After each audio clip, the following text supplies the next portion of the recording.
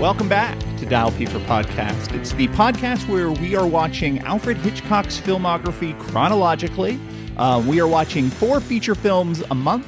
After we watch each feature film, we are going to record a little bit about them. Then, on the last day of every month, we bundle those recordings together into a podcast like what you are listening to right now. Who are we? It's just me. I say we because I have an inflated ego. It's just, this is a one-man operation here. It's me, Patrick Ripoll. I'm your host. It is July 21st as I record this. When you're listening, God only knows. And on today's episode, I should have had this up already. Hitchcock plan. All right. On today's episode, we are going to be talking about Lifeboat from 1944, Spellbound from 1945, Notorious from 1946, and the Paradine Case from 1947. And if you've listened to past episodes, you know these keep getting longer and longer and longer. I promise, I am dedicated to making this episode shorter. Last episode, we had to talk about Shadow of a Doubt and Suspicion and Saboteur. Like, what do you want from me? It went 4 hours. I'm sorry. This episode, I'm going to try to aim closer to 2 hours. And I say that now because I haven't recorded this whole episode yet, but you are listening to the finished episode. So you know, you have the dramatic irony of knowing how close to 2 hours did I actually get. Maybe I'm way off. Maybe I'm pretty dead on. Before we talk about the movie today, we are also going to talk about the top headline on the New York Times on this podcast as I am tracking through Alfred Hitchcock's filmography chronologically. I am also sort of tracking the arc of America in 2026. So today's top story on the New York Times for July 21st is GOP boxed in on Iran war as Trump sidelines Congress. Republicans now face a worst case political scenario of being asked to fund an unpopular war over which they have exercised little oversight. And I recently read this book. It was a biography of Steven Spielberg. It's just called Steven Spielberg, a Biography by Joseph McBride. I think it's like one of the big Steven Spielberg biographies, though probably not the only. It was published in 1997. Joseph McBride started writing it in 1993. So it doesn't cover Steven Spielberg's whole career. It covers everything up to the start. It gets all the initial details about the founding of DreamWorks is basically where the book ends. And something I found really interesting as I was listening to this biography, this, huge 600-page hulking kind of, thumping big biography kind of a book, is that Joseph McBride is operating from a very specific context. He's operating from a very specific point in time, which is to say that Joseph McBride believes that everything in Steven Spielberg's life and career was there to guide him to make Schindler's List. That is the apotheosis of Steven Spielberg's career. Everything that comes after is unimportant. Everything that came before is only important in how it relates to him getting to the point where he can make a Schindler's List. And it was just like very clear that you would just constantly hear comments, asides from Joseph McBride saying like, this is a detail that would later show up in Schindler's List. And the movies that seem like they were preparing Steven Spielberg to make a Schindler's List, movies like Empire of the Sun or The Color Purple, those were sort of defended very fiercely by Joseph McBride. And then the movies that are not part of the Schindler's List industrial complex, the Indiana Jones movies, for example, totally dismissed. Joseph McBride fucking hates Indiana Jones movies. He only likes Last Crusade a little bit because it has some heart. So there you go. And it made me realize that like you can read a book that is like heavy, like you put it in your bag as you go out and you're like, oh my gosh, what am I carrying around? That's right, this big fucking brick. And it can have this air of authority and this objective kind of voice to it, when in fact the writer is extremely biased from their extremely specific point of view, and they cannot be divorced from that, which is all to say that as I have been watching through Alfred Hitchcock's films, I have picked up on the thing that I keep hammering on, probably disproportionately to how actually important it is in his body of work, is that Alfred Hitchcock has made all of these films that are about dealing with his anxiety of the ascent of fascism in Europe. And now that we are in 1944 and we're talking about Lifeboat, we literally have gotten to 10 years of Alfred Hitchcock making mostly pro-interventionist propaganda in some way. Some of it's like very oblique and some of it is The Foreign Correspondent, and it's like super directly on the nose. But we have now a decade of Hitchcock films that seem like really preoccupied with Hitler and the Nazis and the idea that people think it's someone else's problem, and people don't understand how we are all sort of connected in this society, and the struggle to get people to give a fuck about what is happening, I think, is sort of like a constant thing that you hit on again and again from 1934, when The Man Who Knew Too Much came out, all the way to Lifeboat 1944, in which America is deep inside of World War II at this point. And of course, Lifeboat is a film where the plot is it's 8 British and American civilians who are in the Merchant Marines. Their boat gets torpedoed by a U-boat. Their boat sinks the U-boat. They end up in this lifeboat floating in the middle of the Atlantic Ocean with the captain of the German U-boat that sunk them, and they're kind of all stuck in this lifeboat trying to survive and also trying to like reorient themselves in terms of what society do they have now. And obviously, being someone who is talking about the New York Times top headlines at the beginning of every recording, I am someone who is going to key in to these themes, and these themes are going to be very important to me because I too have a lot of anxiety about the ascent of fascism. And it's like we have now, I think you could probably make a little bit of an argument for Saboteur.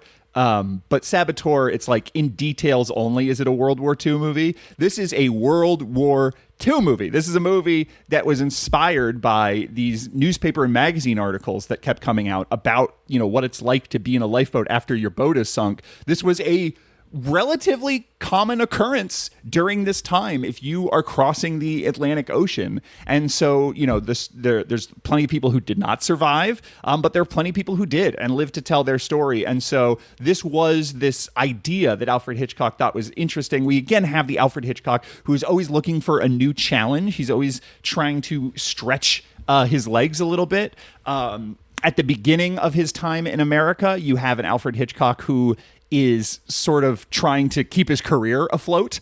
like he is desperately clinging to his career and trying to get his next movie made, like someone in a lifeboat stranded in the Atlantic Sea.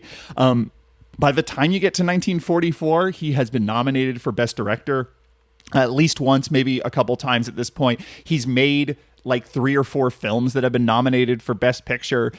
He is a big deal in America, as well as a big deal, he was the big fish in the small pond when he was working in England. And now by the time you get to 1944, he is a big deal in America. He has some real sway to get this unusual project made. The making of this film is kind of crazy. I want to go through it pretty quickly because, again, I'm trying to keep these recordings to a more reasonable length. But basically, what happened was Daryl Zanuck, who was head of Fox at the time, he had the contract with Alfred Hitchcock, and then he went off to work in the Signal Corps, which is its own little fucking story. But basically, studio head not around, hands Hitchcock off to another producer. That producer's name is Kenneth McGowan. Kenneth McGowan really gets along well with Alfred Hitchcock. He likes his work. He understands where he's coming from. He is one of the, he is more of a Jack Skirball kind of producer, the Universal producer that Alfred Hitchcock worked before this, as in terms of not fighting Alfred Hitchcock every step of the way. Alfred Hitchcock starts pre-production on Lifeboat. It is a super long, drawn-out pre-production process, in part because it was interrupted by like a trip to England, as Alfred Hitchcock had to work on some propaganda films over there as like a promise that he made, but in part just because they kept changing what the story was. First, Alfred Hitchcock was like, I know what I'm going to do. I am going to put together this story, and then I'm going to hand this story over to Ernest Hemingway, big-time writer. We are going to give him such amazing terms. This is something that Kenneth McGowan okayed. He goes, all right, we can give Ernest Hemingway sort of obscene terms in terms of like the pace that he's allowed to work, the money we're going to give him. You don't have to leave Cuba, Ernest Hemingway. You are one of the biggest names in American letters. Please, Ernest Hemingway, let us attach your name to our fucking movie. Ernest Hemingway says, yeah, maybe some other time we'll work together. I'm not feeling this, but thanks for thinking of me. Ernest Hemingway leaves the story. They pivot over to the next best thing, John Steinbeck. John Steinbeck obviously wrote the book Grapes of Wrath, that the big film, I think Grapes of Wrath was literally the film that went up against Rebecca. So it was a huge deal. It was a big Henry Fonda movie. John Steinbeck, again, one of the biggest names in American letters. They pitch Lifeboat to him, and John Steinbeck goes, "Okay, give me the weekend. I'm gonna write it as a short story, basically. I'll crank out 3 pages or whatever as I kind of work over this idea in my head. I'm gonna write it prose style, and then if I'm feeling the juice, then yeah, I think we got something going here." And then a week later, he comes back with a 200-page novella. He's just sort of here, I think I got carried away a little bit. John Steinbeck was very into the idea of this cross-section of humanity, which is something that Alfred Hitchcock had already, it was something he had been perpetually interested in. We talked early on in the silent era, Alfred Hitchcock wanted to do this sort of operatic man with a movie camera kind of slightly abstract film where it's London top to bottom, and it's a slice of life through all of these different people's lives in London. He made The Lady Vanishes. The Lady Vanishes is a very good analog for that. I think when you watch Lifeboat, the number one movie that you're going to think of in Alfred Hitchcock's filmography up to this point is The Lady Vanishes. It is not nearly as mobile a thriller. It is obviously all stuck in this very small location. But in many ways, that is also how The Lady Vanishes work. And there's a sense of paranoia. There's a sense of people from every cross section of British culture being moved to ultimately help this young woman. So we get Lifeboat as this sort of extension of Alfred Hitchcock's idea of what if we had these, sort of tight spaces where we get to examine culture and society. And John Steinbeck was really into the idea. But John Steinbeck made it a John Steinbeck book. He didn't make it a thriller. He's not a Hollywood guy. And so John Steinbeck, he did it. Number one, he wrote it in first person from the perspective of one sailor. I think this is ultimately the character who would end up being Kovac, played by John Hodiak. Which, obviously doing that sort of thing, that limited subjective point of view, it's more difficult in a film, especially a film where you don't have the formal leeway of it's easier to make a movie that feels like you're inside a single character's head when that single character is not also stuck inside of a lifeboat where there's a limited, extremely limited justification for how you can shoot and, move the camera and things like that. So that didn't quite work out. He wanted it to be more ambiguous. When the German officer comes aboard the lifeboat, in his story, you never find out whether or not the German officer was good or bad. Alfred Hitchcock obviously wanted an antagonist. So he, that didn't work for him. Ultimately, John Steinbeck gave them this story that he was excited about the potential of. But it should be said, John Steinbeck, his agent and his editor both looked at this novella and they both said, "Nah, this isn't it. This shit's mid, John." That's what they said. They put on their fucking Supreme beanie and they crossed their arms and they said, "This shit's mid, yo." And so this is why Lifeboat is sort of based on a story by John Steinbeck, but there is no published, well, maybe at this point, after his death, they sort of posthumously publish all sorts of snippets and stuff like that. But at the time, Lifeboat was not a published John Steinbeck book. John Steinbeck also unavailable for more rewrites because he was going overseas to be a war correspondent. So it's this is right in the fucking thick of things. Everybody is sort of leaving town because there's a war on. This is the atmosphere in which Lifeboat was made. It is not a hypothetical, this war, and it is not a what would I say? It's not something. It has lost its novelty. American audiences are fucking weary and tired of World War II. They fucking hate that all of their sons may never come home. Their husbands. It has totally turned the country upside down. People are very sensitive about World War II. This is why so many of the war movies you watch from this era are so flat and propagandistic and optimistic. And this is why ultimately when we get to the end of this movie being released, audiences rejected it. This was a flop. Critics were split because there's a lot here to admire, but critics ultimately also were more critical of this than a lot of other Hitchcock films. But anyway, John Steinbeck, not available for rewrites, so he gets Joe Swerling, who was this like really steady, like just, like a Hollywood guy who is like, you give him a story, he understands dramatically how the story works, he'll crack the story for you, he will get a workable script out of it. He is later going to go on to write It's a Wonderful Life, or at least do some writing on It's a Wonderful Life. I don't think he's credited on it. But like at this point, he had worked on Crash Dive, which is a big Navy movie, Pride of the Yankees. He did uncredited work on Gone with the Wind. So he'd worked with Frank Capra on another movie, I believe. So he was just like a consummate professional who's like, I see. You got a lot of ambiguity and a lot of wishy-washy kind of characters and feelings and stuff. Let's sharpen this out a bit. And so Joe Swerling ultimately gets the screenwriter credit and is the guy who shapes it into a Hitchcock movie. And when you watch this movie, it's unusual in many respects, but it is like undoubtedly a Hitchcock movie. Joe Swerling like understood that. Like in some ways, working with Alfred Hitchcock is like a screenwriter's dream because you are working with a director who is not getting like overly attached to like Alfred Hitchcock is not making movies designed to like flatter a star's ego. Alfred Hitchcock is not making movies Alfred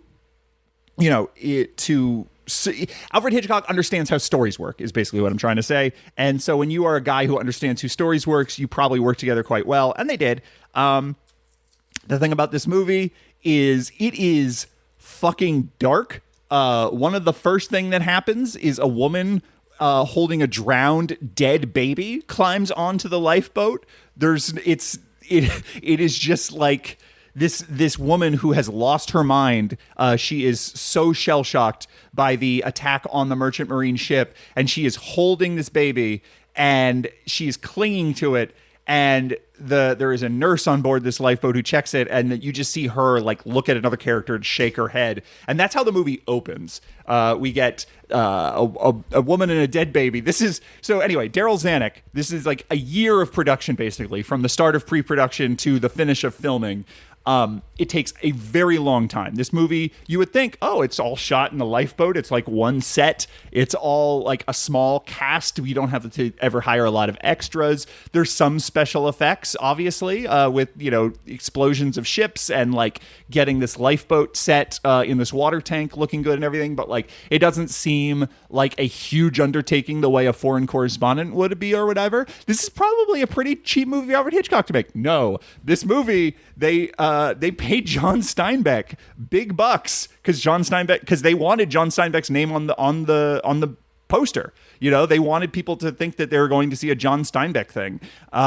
And they had to pay big bucks for the privilege. And it was a really long, drawn out pre-production process as they whipped the script into shape and figured it all out. And it was a nightmare to shoot. Over on Genre Grinder, me and Gabe Powers recently did a couple podcasts where we talked about the underwater sci-fi horror movies of 1989, of which there are a surprising number of. There's a lot of them for some reason. We get into all that on the podcast, but like one of the main takeaways from watching all those movies and doing research into how they were made is that like shooting on the water or shooting on like a flooded soundstage or like trying to shoot on the ocean, trying to do anything with film and like massive amounts of water is just a total nightmare. And Lifeboat, even though it was just shot on a tank on the studio lot, with rear projection. Total fucking nightmare to shoot. Everyone was constantly seasick. Everyone was constantly getting bruised from bouncing up and down on this lifeboat. Hume Cronin cracked 2 ribs. Tallulah Bankhead got pneumonia for 2 weeks. Everyone was really cranky, mostly because Tallulah Bankhead is like this nutcase weirdo who was very snobby and argumentative and had a very weird habit of flashing herself. Like, she would not wear underwear, and she just constantly flashed the cast and crew when they would ask her not to. Look up the Wikipedia entry for Lifeboat. There's like a whole story about her and her flashing. So it was really drawn out. Daryl Zanuck, he comes back to Fox towards the end of this whole process, and he goes, "What the fuck have you been doing? Why did we spend this much money prepping this movie that, like, audiences, why would an audience in America in 1944 right now want to see a bleak, like, really depressing, genuinely shocking movie about a lifeboat, about people stuck in a lifeboat?" And by the way, this is a movie in which you have the one German character be like a million times more competent and strong than everyone else. He is shrewder. He is smarter. He is, he's tireless. He turns people against each other. He manipulates everyone. He speaks 3 languages. Constantly he makes everyone else in the lifeboat look like a fool in a way that, like, something that Daryl Zanuck felt, and critics at the time agreed with him, was that, like, Alfred Hitchcock, in trying to be subversive and trying to be like, you're my little, I zigged when you thought I would zag. Like, I think Alfred Hitchcock is, like, trying not to be too cliche and trying to keep the audience on their toes. And I think, like, one of the ways he does that is by doing this, like, very unusual German character. Like, what he does is he kind of makes Hitler's, like, Nazi Superman propaganda accidentally a little bit. He makes a movie, like, if this movie had a different start where we follow the German sailor instead of the British sailors, and it was in German subtitled, and it's just about this, like, one hero who's stuck in a bad situation and how he gets away with it. Like, this movie would just be, like, about the ultimate Nazi soldier sailor, like Superman. And so Daryl Zanuck fucking hated this movie. But they did release it. They spent a lot of money on it. They had they had Alfred Hitchcock's name. They had John Steinbeck's name. They thought maybe they'll get their money back. It wasn't like a huge bomb. I think it was, I think it cost like $1.5 million and it only made $1 million. So it definitely lost money, but it wasn't like a disaster. But this was a controversial film for all of those reasons. A very difficult film. You might think a movie shot in a lifeboat is going to be like, well, I don't want to see Alfred Hitchcock make a movie that's all stuck on this, like, lifeboat, because it's just basically going to be a filmed play. And the reason I'm seeing Alfred Hitchcock movies is for cinema. I'm one of those internet dorks who uses the phrase pure cinema. If you're one of those internet dorks who uses the phrase pure cinema, that little, like, light you get in your eyes when you say pure cinema and you look off all hazy into the distance, you're probably thinking about Alfred Hitchcock. And there's not a lot of opportunity for that on a lifeboat, right? No, this movie is fucking incredible.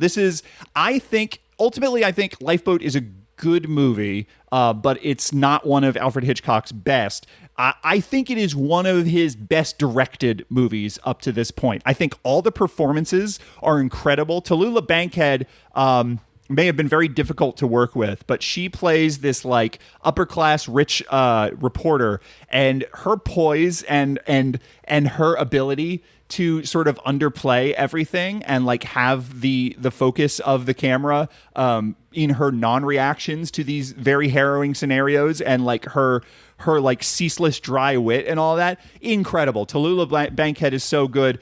Even better is William Bendix. William Bendix is this, like, very earthy blue collar kind of a guy who got a piece of shrapnel in the leg. So when he first climbs onto the lifeboat, he's, dealing with this shrapnel. Ultimately, that wound goes gangrenous. They have to amputate his leg. So when you talk about, like, why is this movie so bleak? Dead babies, people cutting off legs with, like, dull pocket knives. You get a close-up. So William Bendix, fucking incredible as this character who is like, he's Gus and he loves to dance, and as soon as he gets back home to his sweetie, he's gonna dance up a storm with her because he's a real hepcat jitterbug jazz man. And this obviously we know, like, that's not gonna happen, Gus. Your leg is telling a different story here. There is this incredible moment where they ultimately have to decide they have to amputate his leg. And Hitchcock shoots the whole sequence basically from Gus's perspective as he gets drunk, because Tallulah Bankhead's character has this big bottle of brandy with her, and ultimately, she's been rationing it and not letting anyone drink out of it yet. But when it comes time to cut off this guy's leg, she's like, okay, this is the closest thing we have to anesthetic. And she lets him drink the whole bottle. And you get this whole sequence from William Bendix's perspective as he's like downing this bottle of brandy, and he's getting drunker and drunker. And his drunk acting is so good. It's like, it is so convincing, and he keeps like circling back around to like previous arguments that he had earlier, but he's just getting less and less coherent and needs less and less placating from people. And what everyone else is doing is like they're all sort of murmuring together in a crowd, and they're discussing like how they're going to do the surgery. And by the way, the German Superman, he was also a surgeon back in Germany, so he's the one who amputates this guy's leg. And so you just see them all huddled together, and you're not hearing what they're saying, but you know that it's like he is getting drunk, so he doesn't sort of have to think about how horrible this is going to be. They all have to be sober and experience cutting off a man's leg, and they're in a huddle. And then the camera pushes in past them, and you see that what they're doing is blocking the wind from a lighter. And so they are all huddled around this like small lighter, and then the pocket knife pushes into frame, and they're like sterilizing the pocket knife with the lighter, right? They're like heating it up, and you don't see the pocket knife at all in this movie until this very moment. And it is the context of like, this is what we are going to use to dismember this man. It is so harrowing to see that dull ass fucking rinky dink pocket knife and know that they're going to go all 127 hours on this man. Brutal. And William Bendix, he is so sad, and he's so sweet, and he's so alive. Part of his character is he's Gus Smith because he had to change his name from Schmidt because he was so ashamed of the Germans. And so like he has this like very fraught kind of history, despite being this like very earthy blue collar kind of a guy. He's great. There is Hume Cronin again, who he's not one of the more outlandish characters, but he just has this like kind of quiet dignity, and he's like a little bit nebbish, but he also is just sort of like up for whatever challenge comes to him, and he's not going to complain about it. And there is this like real full human being who in this character who's not like, compared to a lot of the other cast, like not one of the more interesting guys, but Hume Cronin does such a good job in this. And obviously Hume Cronin, one of my favorite parts of Shadow of a Doubt, would go on to have a very long career with Alfred Hitchcock. We'll get into that later when Alfred Hitchcock Presents comes into being. Another great performance is, where's that cast list? I scrolled away from it for a second. I really like Mary Anderson as Alice Mackenzie, the nurse. She has this like Joan Fontaine kind of a feel. Like she has this, she's not quite as like adorkable as Joan Fontaine is at the beginning of Rebecca or whatever, but she has this thing where she is like stunningly beautiful and also just like really, really in over her head and upset by everything that's happening. And so she gets these like, her big eyes get this like really big stare into the distance, and she's, but then she also has this sort of like romance with Hume Cronin that is like very tender and sweet and subtle. There's another romance between John Kovac, the character played by John Hodiak, and Tallulah Bankhead, and she is, this like upper class erudite, nothing, water rolls right off her back. I don't know if that's the phrase. Something about water off a duck's back. Nothing touches Tallulah Bankhead in this movie. And meanwhile, Kovac is this like, he's really amped up, and he's really masculine, and he's the one who's like, let's fucking kill that German right now. As soon as he climbs on the lifeboat, let's kill this motherfucker. Everyone else is like, well, that's not very civilized, but turns out he's right. He should have done it.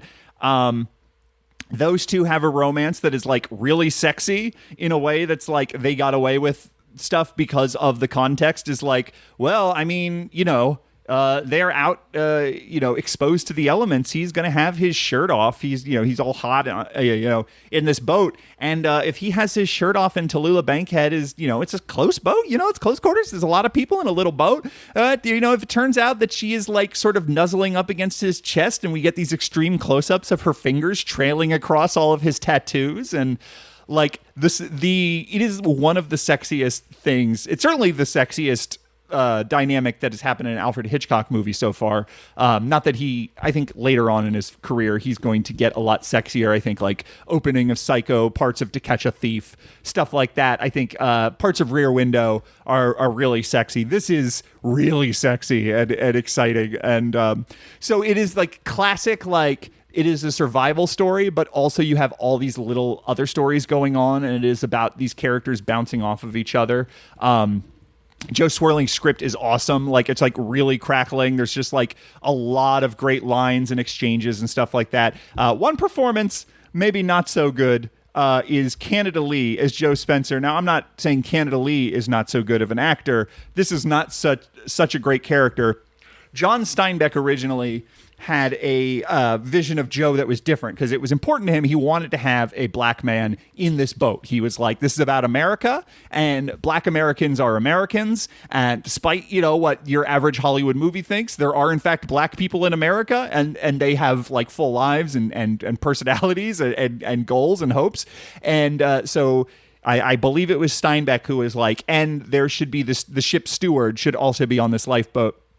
And his idea was like, well, I know what the cliches are of depicting black characters. They're going to be very religious. So I'm not going to make him very religious.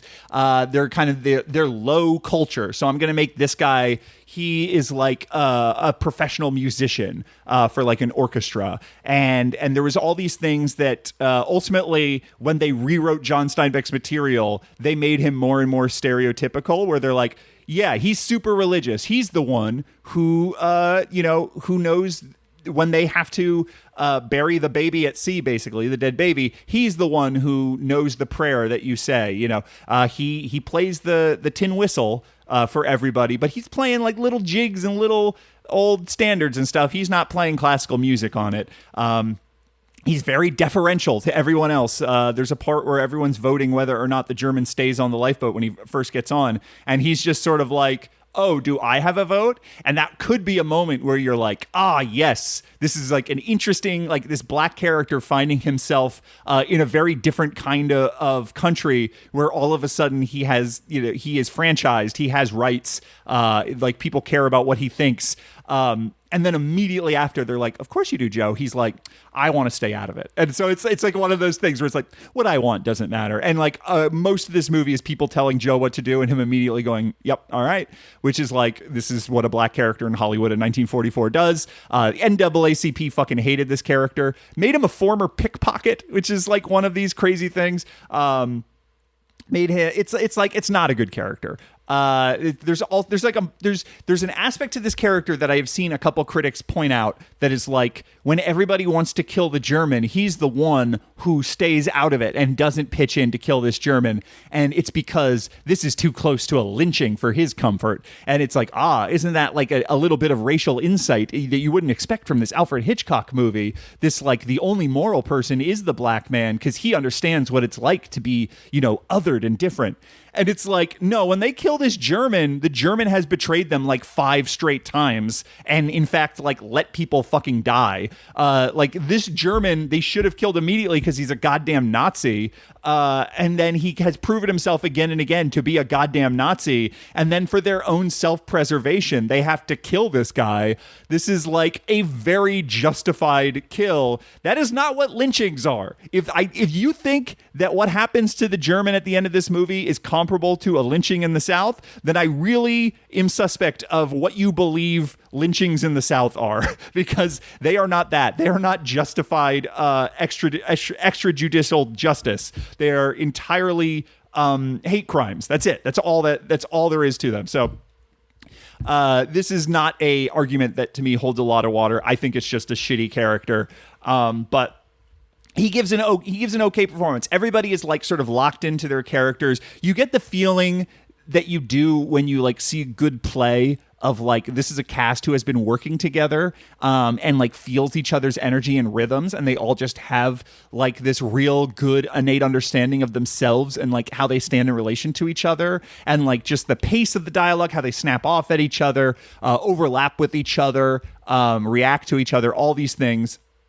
Like all of the performances, this might be like the best acting of Alfred Hitchcock's filmography up to this point. We will keep an eye out, but like I think Alfred Hitchcock has worked with a lot of great actors who have given great performances up to this point. I don't think of him as an actor's director, but in this case, everybody does an amazing job. And part of everybody doing an amazing job is Glenn McWilliams doing the cinematography. This movie looks so goddamn gorgeous. It is so haunting and crazy, and you never feel like you're just seeing the same 4 shots over and over again. I think in the hands of anyone else, I think there's a lot of Hollywood directors who had a lot of stature at this time in Hollywood, but weren't necessarily like great artists. And I think any other director who isn't that like great artist status would have broken this down into like, okay, we're going to do the scene in these close-ups and then these 2 shots, and then we're going to do like 1 wide shot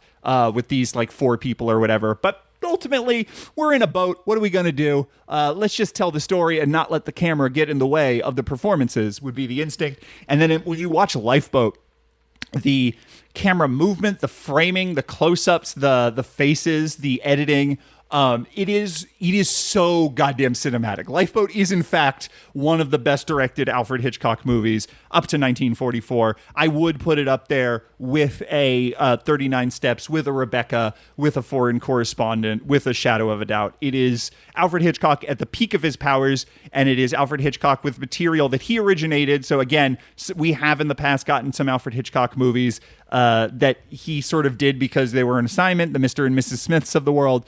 This is not that. This is a movie that he worked on for a very long time, and when it came out real good, except for the script, which has all of the weaknesses I already outlined. This is also kind of like, this is something that he is going to be continuing to examine and work on. Rope is obviously a movie that like takes place entirely in a single apartment, and that is about drawing out tension through time and space. I'm excited to get to Rope. We'll get to Rope next month, I think, in August. Yes, we'll talk about Rope in August. But Dial M for Murder takes place entirely inside an apartment. So does Rear Window. I think Under Capricorn is another movie that it doesn't take place in one location, but it has like, he's really preoccupied with these long takes and stuff like that, which when you have a camera that doesn't edit, what you are doing is really placing an audience within a space and like making them feel like they are in it. And so when you have a movie that has a lot of long takes, you are really examining the geography of a space and setting. And so like we now have this new thing that Alfred Hitchcock can do. We have seen, maybe one too many times. Maybe Saboteur is honestly the 39 Steps one too many times, but we have seen the kind of Hitchcock movie that he started working on in The Man Who Knew Too Much, would perfect with the 39 Steps, would go on to do in Foreign Correspondent, the big Hollywood version of that. And, that has gotten a little bit stale, and now we are seeing Alfred Hitchcock move into a different mode. With Lifeboat, he's discovered a new interest. This is another thing that makes Alfred Hitchcock the filmmaker he is. He would not have this career of 50-something movies that we still talk about today in 2026 if he only did one thing well. But he has a diverse set of interests. He has a diverse set of themes. He has a diverse set of working conditions because he actively wanted to challenge himself from project to project. Lifeboat certainly sounds like a crazy challenge. Really, really cool movie. If you haven't seen it, I would say check it out. Definitely one of those Alfred Hitchcock movies that is not held on a pedestal the way some of the other ones are, for good reason. Again, that script, That German character just kind of makes all of the other people in that lifeboat look dumb. Like, they don't frisk him. The first time they discover that he has been holding out on them and like hiding a compass, they don't fucking frisk him. That's the first thing you should do if you capture a German in your lifeboat, is frisk him. They don't do it. So they just all come across as like idiots in a way that kind of hurts the rest of the movie. But it's still really cool. So check out Lifeboat. Next, we're going to talk about Spellbound, a movie I know next to nothing about. I know a movie that's very different from Lifeboat, I believe. So we'll check that out next time.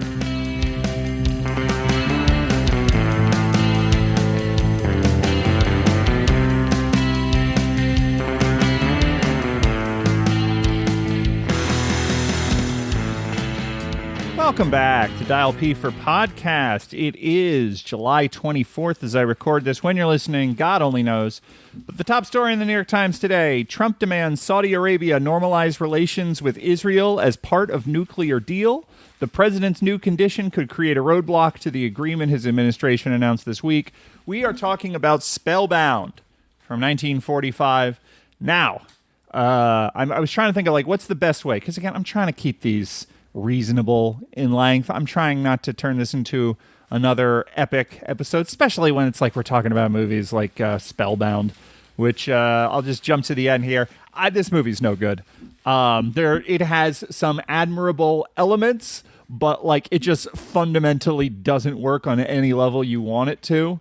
And I think, this is a movie that has some defenders. I don't think this is a film as fiercely defended as something like Suspicion or whatever, but like it certainly doesn't have the following that A Shadow of a Doubt has. But this is a movie that some people will go to bat for, which is probably true of most Hitchcock movies. But like it really, for me, the movies I was thinking of as I was watching it were like, okay, this is kind of like Murder and this is kind of like Young and Innocent, and I think both those movies suck. And I think Spellbound, in some ways is better than those films, but like in most ways sucks in the same way that those do, which is it just doesn't work at all as a thriller. So anyway, I was trying to think like what's the best, most succinct way we can sort of get all our thoughts out on Spellbound. I thought I would start with the big stuff first. Number one, Spellbound. That's that movie where Salvador Dali directed a dream sequence. No, not true. Salvador Dali was contracted to help design a dream sequence, and basically what they did was he came up with concepts that were delivered via sketches and paintings. I think it was something like 7 paintings and 5 sketches or whatever, for a certain amount of money, and then David O Selznick would own half of the sketches and paintings when the film was done, and Dali would own the other half. So that was the idea. Dali was a filmmaker, who had made films such as Un Chien Andalou, and is it L'Âge d'Or is the other one? What's the other one that he made with Boondwell? I bet it's L'Âge d'Or. I'm just going to Google L'Âge d'Or, and if it's not that, I'm going to... Oh, look at that. I was right.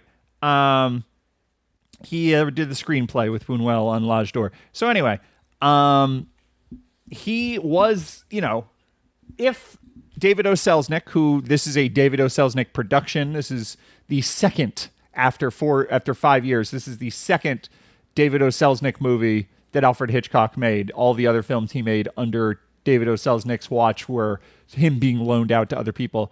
If David O Selznick wanted, he could have had Salvador Dali just direct film, but he didn't want that. I don't think Alfred Hitchcock really wanted that either. But you could tell that it's like, this is now one of the perks of being in Hollywood is Alfred Hitchcock just gets to think of an interesting famous person and then he gets to work with them. That's kind of like, all the way back to when did this start? I think Shadow of a Doubt is the thing that really set it in his mind. He loved working with Thornton Wilder in Shadow of a Doubt, and that's when he's like, yeah, let's get Ernest Hemingway or John Steinbeck to do Lifeboat and stuff like that. But you can tell that he is just, and like a lot of the casting in some of these movies as well, he's sort of like picking people that he's just sort of like, I think Tallulah Bankhead's great. I'd like to work with her. And so it is very funny that Alfred Hitchcock is just sort of like, okay, David O Selznick is really into psychiatry. He has had good experiences with psychiatry. He wants to use his position of power as a powerful Hollywood producer to sort of like preach the good word of psychiatry. He is imploring me, Alfred Hitchcock, to make a movie about psychiatry and psychology. And so I have this book that I am going to adapt so fucking loosely that it is no longer about psychiatry or no longer has any human psychology that you would recognize as something a person would have. It is so ridiculous. But like, this is the pitch. This is the ambition. This is the ideal early on. David O Selznick is like, psychology, it's a hot new thing. Freud has, been around for a while now. People know Freud. Freud is a pop culture icon as well as, an icon, or as well as a major figure within the world of medicine.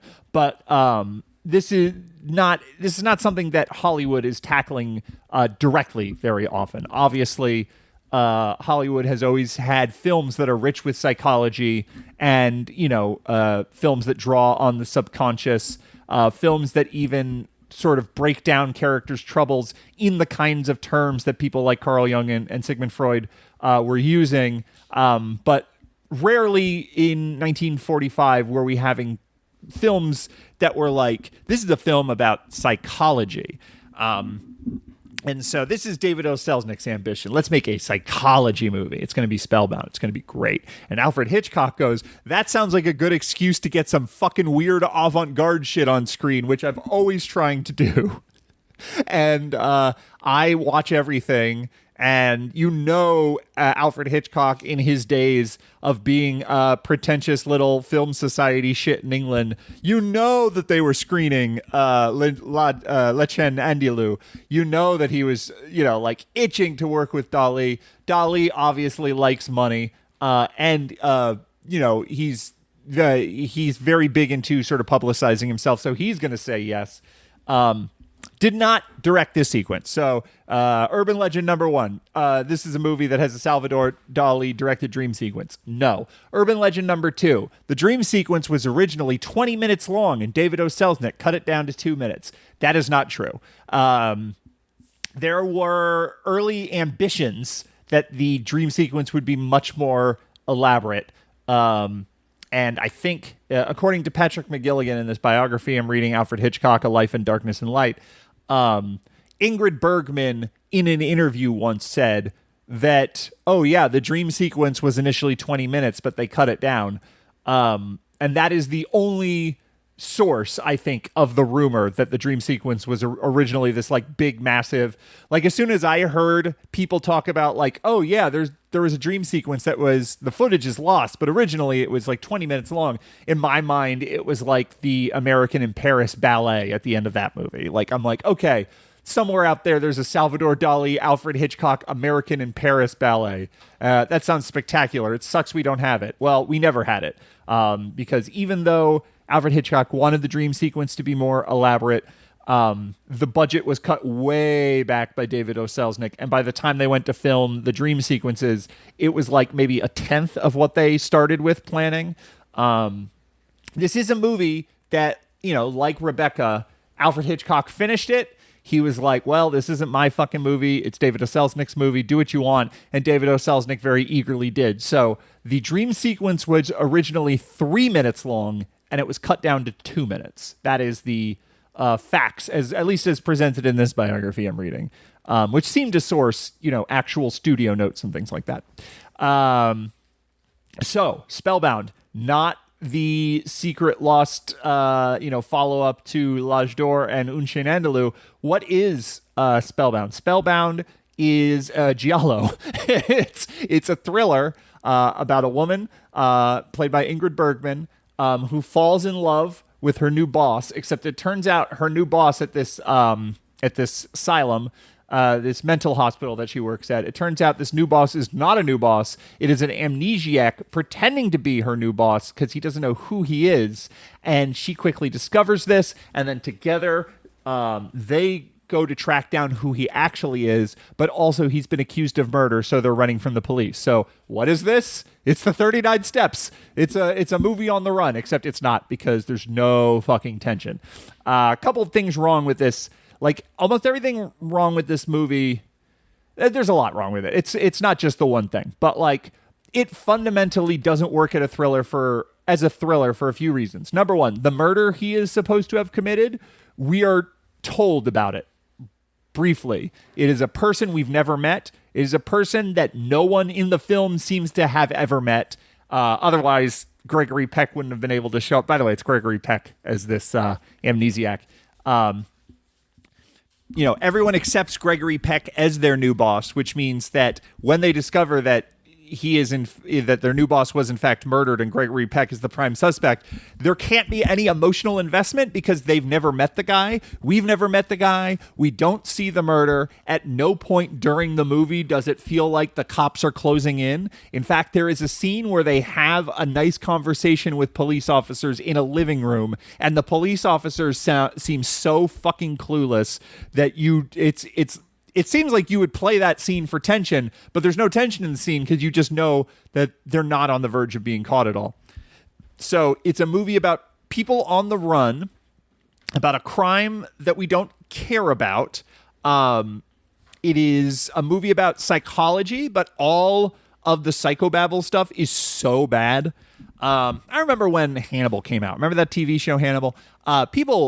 People were raving about Hannibal, and they were like, oh man, it's so interesting, all the psychology of the characters and stuff. And you watch Hannibal, and it is the silliest shit you've ever seen in your life. It is like, I'm a serial killer, and I make cars out of dead bodies, and blood is their gas.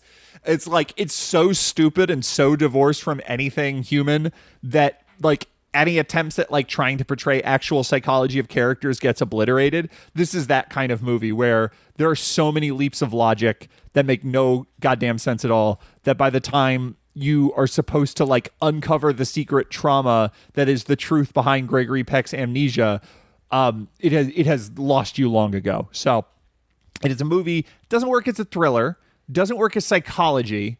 It's a movie with Gregory Peck. So that's a big strike there. And this is a me thing. There are just certain actors from this era that were, acclaimed and won awards and are famous and beloved and respected even to this day. And I just can't stand them. Like people will try to tell you Gilda is like a classic film, but how could it be a classic film if Glenn Ford is in nearly every scene? How can The Big Heat be a classic film if Glenn Ford is in nearly every scene? Glenn Ford is a movie killer. He sucks. Victor Mature, he's one of these actors. I can't stand Victor Mature. Audrey Hepburn. Don't try to get me to watch Sabrina or Breakfast at Tiffany's, because I have to watch Audrey Hepburn act, and I'm just not going to have a good time doing it. There are just certain actors that I do not care about, and they always fail to make me care. And Gregory Peck is one of the most boring actors that has ever been in a film. Now, that said, I have not seen To Kill a Mockingbird since I was like 9 or something. We watched like part of it in school. So this is, I that's the thing that he is most famous for and most beloved for. And when people think about Gregory Peck, the great actor, they're thinking about a movie that I have zero memory of. So I might begrudgingly respect him were I to rewatch To Kill a Mockingbird. But as is in this movie, very early in his career, he's so baby. It's his third film ever. He is just kind of lost. In the biography by Patrick McGilligan, he talks about how Gregory Peck didn't understand the character. He's like, I don't know why he would be acting this way. What is his motivation? And Alfred Hitchcock, being Alfred Hitchcock, is like, I don't care what he's thinking. What I care is that you hit your mark. Stop bothering me with this shit. So like, Gregory Peck doesn't know what he's doing, and Patrick McGilligan, the author of this biography, posits that it only intensified his role because the character is also lost and confused, and as an amnesiac doesn't know who he is. That is like an argument that people like to make from time to time. That is like, someone did a bad performance, but they're playing a character who's weak, so the weak performance made it a good performance. And it doesn't hold a lot of water for me most of the time. And this is one of those instances where I just go, no, it just means that every scene kind of plays out without a clear purpose. It's also a movie built on love at first sight, which is just a conceit. The idea that Ingrid Bergman looks at him and is immediately just like madly in love with him, which is, she's horny. That's fine. Lust at first sight, I can totally buy. And the scene where she meets Gregory Peck for the first time, it's incredible. He walks towards the camera from the other side of the room. So he's kind of starting off out of focus, and then he ends up in this like really tight close-up. Remember in Horror of Dracula, the way Christopher Lee introduces himself, and he's like, "Hi, I'm Dracula." It is that shot. And then it cuts to Ingrid Bergman, and she's got like 1940s horny lighting where she has the shadows on her like chin and forehead, and it's just like her eyes lit, and she's just like, "Oh my goodness." Ingrid Bergman, it gets the horny lighting as soon as she sees him, and it's one of those things where you go, "Okay, yes, Gregory Peck, incredibly handsome man. That's fine." But like this romance makes no sense because she has. The entire beginning of the movie is nothing but men telling this woman like, "Oh, you're so cold and frigid. Do you even have a heart? You have no intuition. You're just like a fucking machine." And it's very clear that it's just like, well, she is a talented doctor in a field dominated by men, and so she just has to sort of shut them down emotionally constantly because they all want to fuck her. And so it is a movie that is just sort of like, here is someone who has built a lot of walls around themselves because they're tired of their colleagues trying to fuck them. And then the colleagues all tell them how like frigid and cold they are. And which is like, that all tracks. That all makes sense. That's a fine setup for a character. Is it a movie that is at all interested in exploring this? No. The movie, in fact, says, actually, she just needs to meet the right guy and she will open up. And it turns out what she really did need is like a hot guy to hold her and kiss her. That fixes all of her ills, basically. And so all of the stuff at the beginning that you're like, you think might be setting up like, "Ooh, boy, this is a real patriarchal workplace." I guess this is like a movie that is interested in how hard it is to be a woman in the workplace. No, it isn't. That doesn't go anywhere. Also, like, she instantly falls in love with this guy. And to be clear, Gregory Peck, many orders of magnitude hotter than any of her other colleagues. So, like, okay, fine. But, they fall in love, they kiss. Incredible moment. This is the other shot that's, like, most famous from this movie. The two of them embrace and kiss. And then you get a cut to a door in a hallway opening up, and behind that door is a hallway that leads to another door, and that door opens up, and then down that hallway there's another door, and it's just like 4 doors in a row opening up. And that is the like expressive Alfred Hitchcock, the German expressionist filmmaker, sort of talking about like what a sexual explosion is happening in Ingrid Bergman's brain as she kisses Gregory Peck. Incredible moment. Some people think it's corny. I think it's awesome. That is a good moment. There's a couple good moments throughout. It looked good. We're kind of at the point now in 1945. We're halfway through Alfred Hitchcock's career. We can see like the level he is going, like the movies he's going to make down the road. It's really hard for me to like, I feel like I was a lot more forgiving and a lot more willing to praise a movie like Downhill or something, that silent era Alfred Hitchcock, because my expectations were lower and because I was seeing him discover and do things that he hadn't done before. And once we get to Spellbound, it's just sort of a given that it's like, yeah, this movie looks good. It was shot by the same cinematographer who shot Rebecca. Like, yeah, there's a lot of like neat shots and inventive little filigreed plot points and moments where it's like, but then this happens because of this object, and this object happens to be in this place for this reason, and stuff like that. Like a letter gets slipped under her door, but she doesn't know it was slipped under her door until all of her colleagues open her door and then stand like right on top of the letter, and the letter is from Gregory Peck, who is on the run. And so there's that like tense moment where she needs to hope that they get out of her room and she can retrieve the letter before one of them notices it. And then a really great moment is the last one leaving the room looks down and he sees the letter, and he doesn't recognize Gregory Peck's handwriting though. So he just goes, "Oh, here, this letter was for you. It was on the ground." And she's like, "Oh, thank you." Closes the door and opens it and then finds out where he is. So like, there's moments here and there that are just like, yeah, he's Alfred Hitchcock. He's good at making films. There's moments in this that work. But like on a fundamental level, we have a a romance between two pretty reserved actors. We have a thriller that is not thrilling. We have a plot that doesn't make any sense. A lot of like the plot hinges on the idea that like an interpretation of a dream is like legally the same as innocence. At one point, Gregory Peck is caught and he goes to jail for murder. And then she like correctly analyzes a dream in a way that like the last part of the movie is him being freed. And it's like, that doesn't hold up in court. That's just dumb. That's like kind of the young and innocent part for me, is like a lot of this movie, I just can't buy the initial premise of like, but this isn't how this would happen. This wouldn't happen like that. Why would an amnesiac suddenly wake up next to a dead body and then decide to pretend to be that dead body without knowing anything about this dead body? Like it just makes zero sense at all that he like his first instinct is like, I'm going to steal this person's identity. It's very silly. Dream sequence is, I mean, at this point, it is 2026. You can go online and you can watch like the top. You can spend one evening going on YouTube and watching like the top 25 avant-garde films of the first half of the 20th century. Like you can just sort of like Google around and say like, okay, what are the experimental films that people still talk about from early in the 20th century?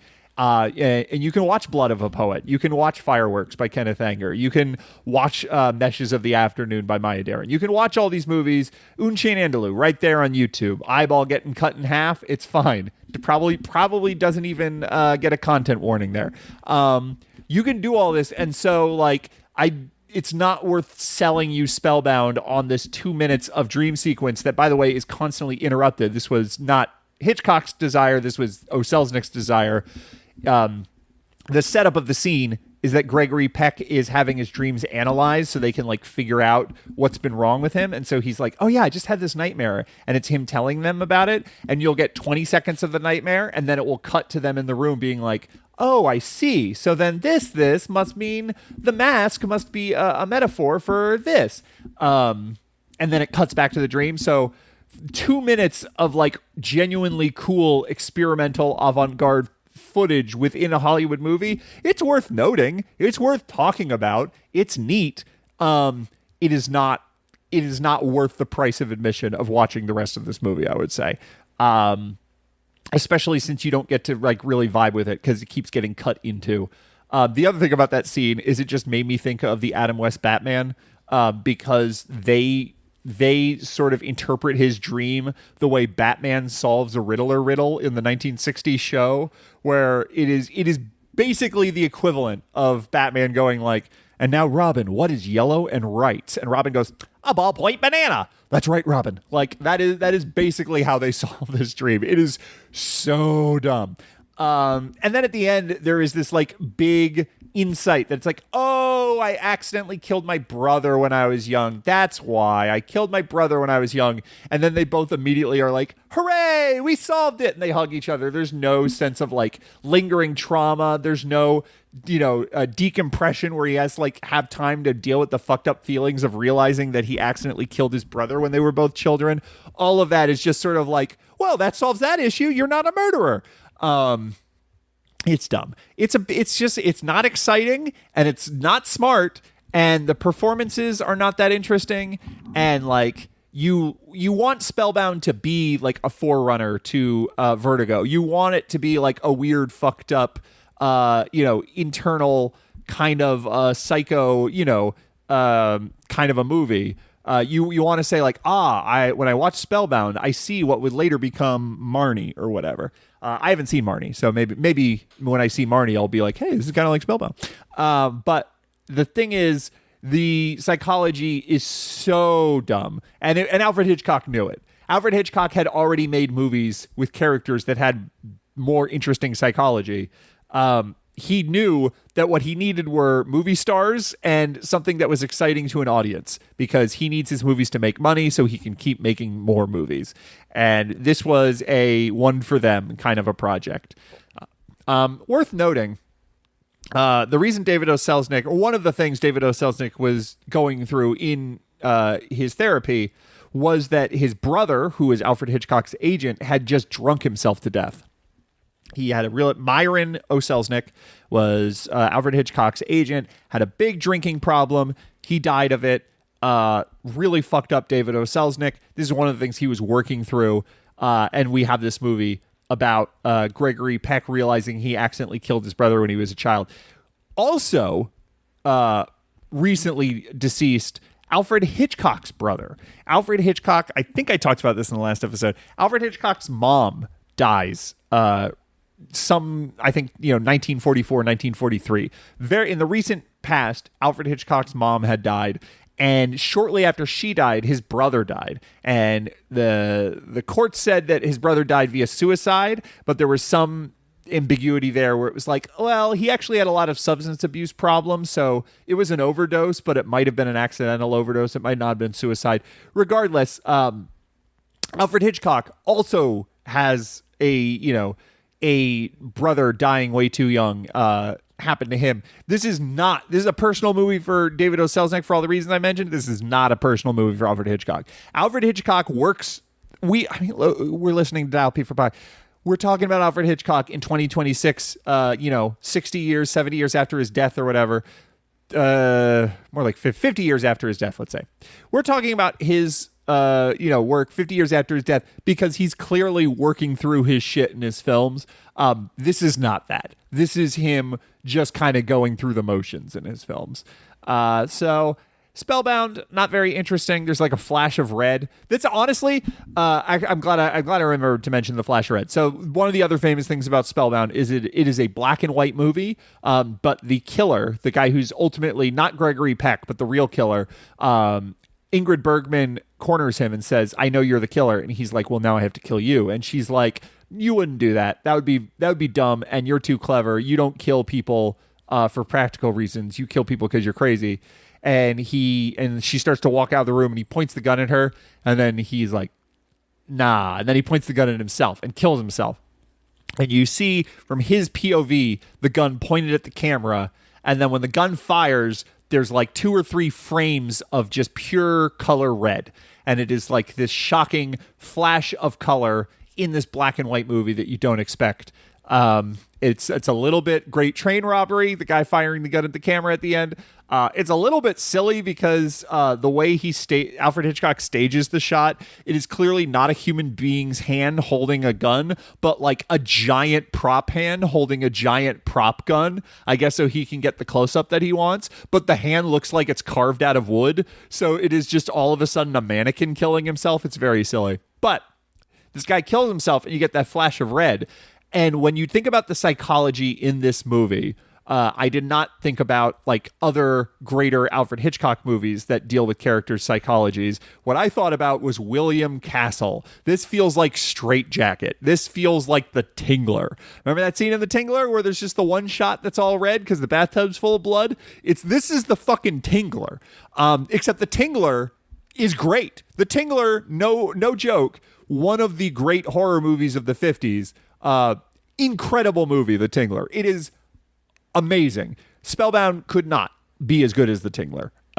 But like, if someone tries to sell you on this movie where it's like, oh, it's Alfred Hitchcock, but he's like working through psychology, just think about like what they're saying is like, imagine them saying that about Joan Crawford in Straight Jacket, where it's just sort of like, it's William Castle diving deep into the psyche of a fractured mind. And you're like, no, it isn't. It's George Kennedy getting his head lopped off with an axe. It's a different movie. So anyway, that's Spellbound. But I am genuinely excited to talk about Notorious next. I've never seen Notorious, but everything I've read about Notorious makes it sound like it will actually be interesting as opposed to Spellbound, which gestures towards an interesting movie that it could be. So we will talk about Notorious next time.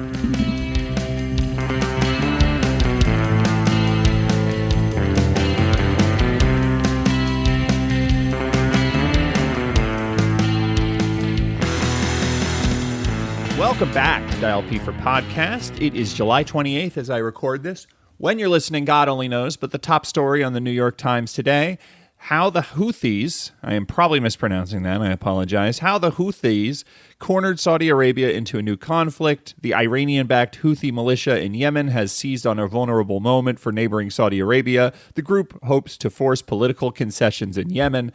We are talking about Notorious, and due to circumstances beyond my control, we are talking about Notorious for a short time. We are not giving this movie justice. If you stay tuned to this podcast feed, there will be some sort of Dial P for podcast bonus episode where I give Notorious the time that it is due, because it is.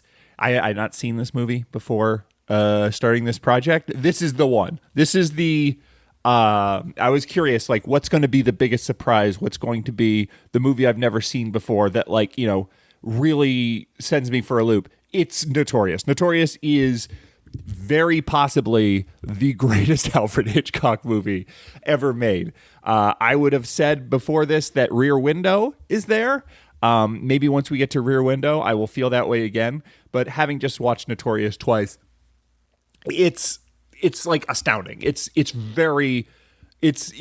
I'm flabbergasted at Notorious, and this is just a movie that I could go on and on and on and on about, but instead I have, just a little over 30 minutes right now. So here's what I'm going to do real quick. Setup for the movie is Alfred Hitchcock has been trying to make this movie for a while. He started working on it. I think he was sort of poking around with the story idea, at least as early back as Lifeboat. Spellbound, boy, sure seemed like Alfred Hitchcock was checked out. Turns out he was more interested in getting this movie off the ground. So this is a film that is released in 1946, but he starts working on it late 1944, I want to say, possibly slightly earlier than that. And so this is a film that has a long gestation period. It is a film about what happens to the Nazis after World War II. It is a film that sort of takes it as a given that the Allies are going to win the conflict, and then the question goes, what do you do with a Nazi then? To an extent, that's also kind of the question with Lifeboat. Once the fighting is done, what do you do with the Nazi? It is a movie where this particular Nazi is hiding out in South America. It is a movie where this particular Nazi's plan is to make a bomb out of uranium ore. This is, again, started working on this in 1944. The atomic bomb is dropped on Japan when? Atomic bomb dropped Japan 9th of August 1945. So no one I don't know the full. I don't know how Alfred Hitchcock gets to uranium. I can't say like no one knew that uranium could make bombs or whatever. I don't know what was actually in if you're someone who like reads popular science articles or whatever. I don't know what you do or don't know about the Manhattan Project or anything like that. I imagine about the Manhattan Project specifically, you know nothing. But like in general, what do you know about? Is atomic energy something people have been chasing after? Yes, I saw Oppenheimer. So there's probably some sort of public knowledge about atomic energy. But I bring all this up to say they started working on this in 1944.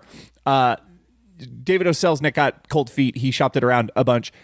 David O Selznick and a couple different studio heads all said this whole plot point about the uranium ore, like making a bomb out of it, that doesn't make any sense. That's very silly. You can't, like, no one's going to buy that. And it turns out after August 9th, 1945, no longer an issue. So this is a movie that is like looking ahead. It's like very shockingly modern. It opens with a dateline that includes like the time of day, kind of like Psycho does. Psycho, I mean, we'll get to Psycho. We'll talk about it in more detail, but I always feel like Psycho does that as kind of like a this is like, you know, happening now. Like this is America that we live in. Please recognize this story for something that could happen to you.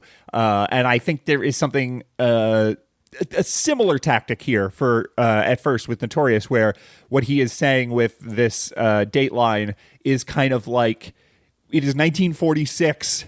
America is sort of collectively breathing.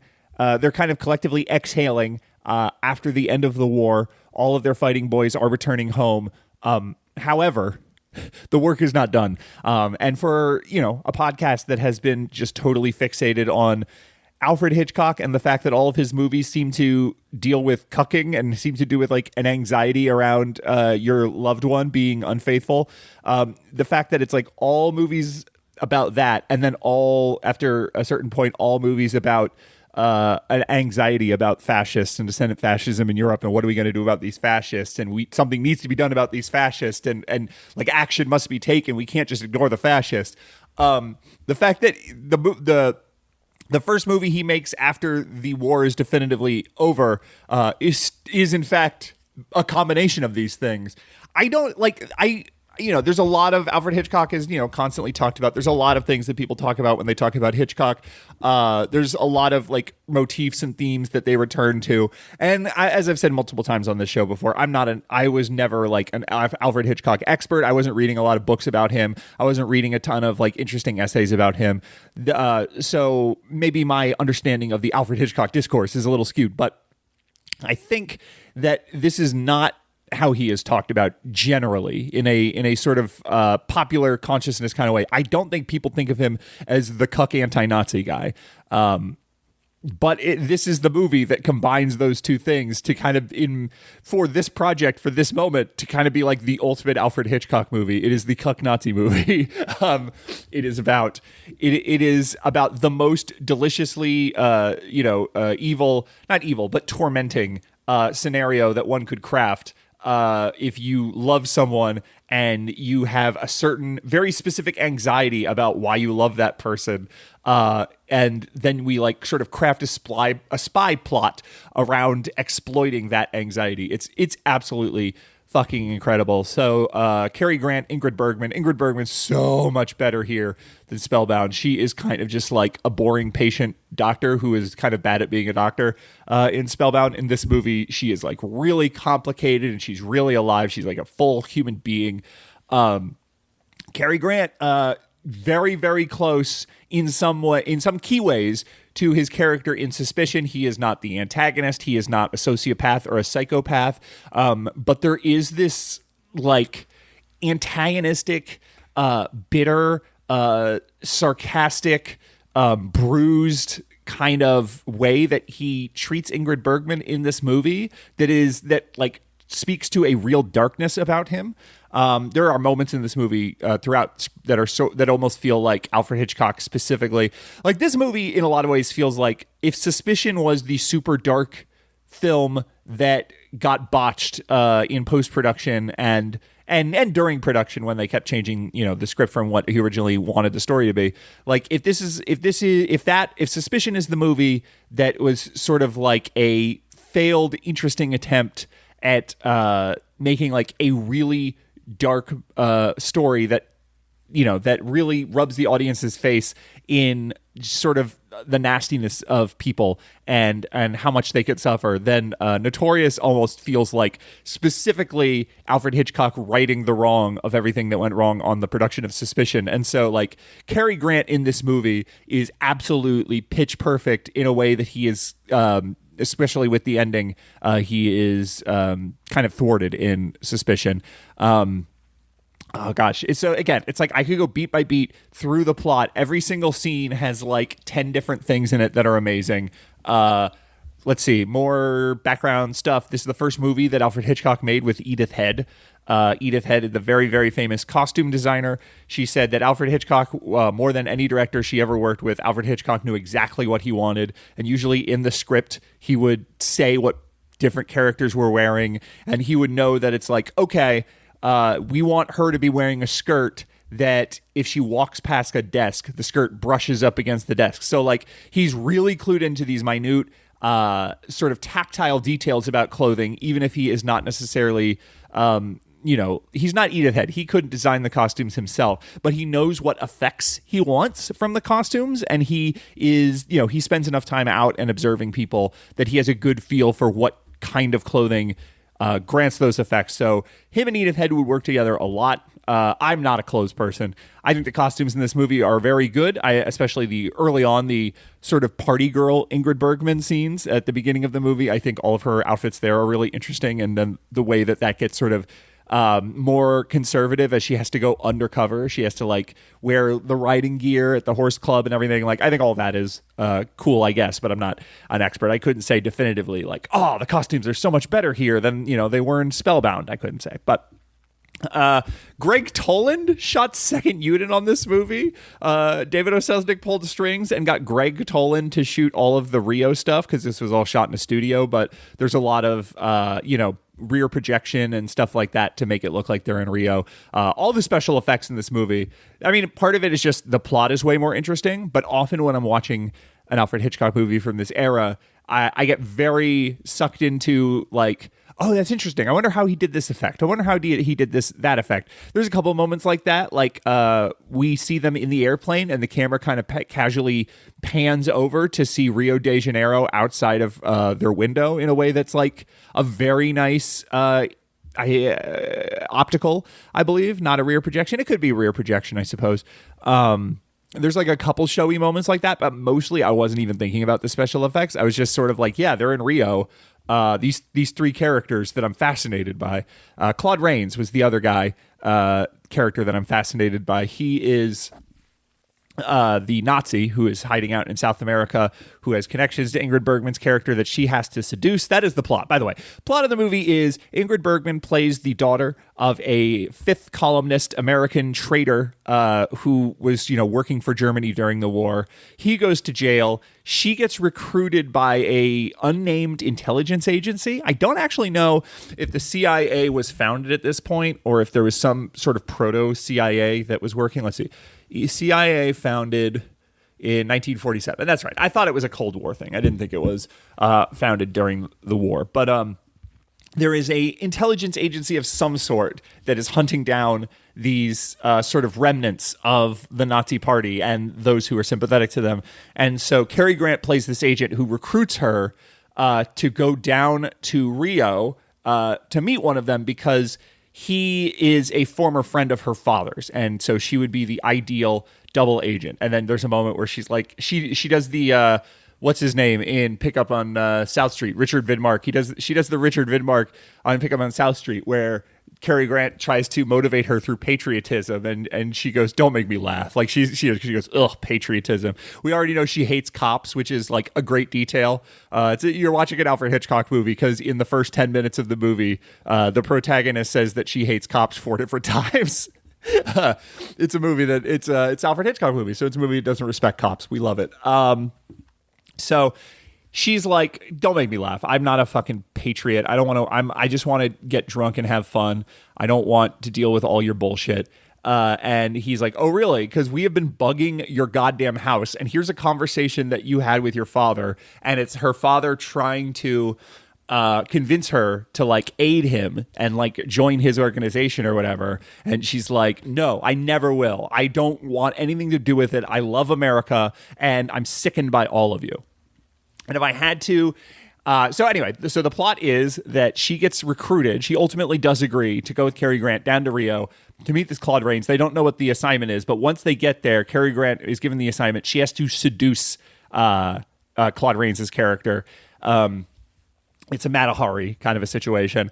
So she has to seduce him, which is unfortunate because in the past couple days that they've been in Rio, they've fallen madly in love. When I say madly in love, I mean this is the horniest movie Hitchcock has made up to this point. It might be the horniest movie ever made up to this point. The amount of like heavy breathing into each other's faces as their lips like barely graze against each other in extreme close-up. Like this movie is so goddamn sexy. It's so hot.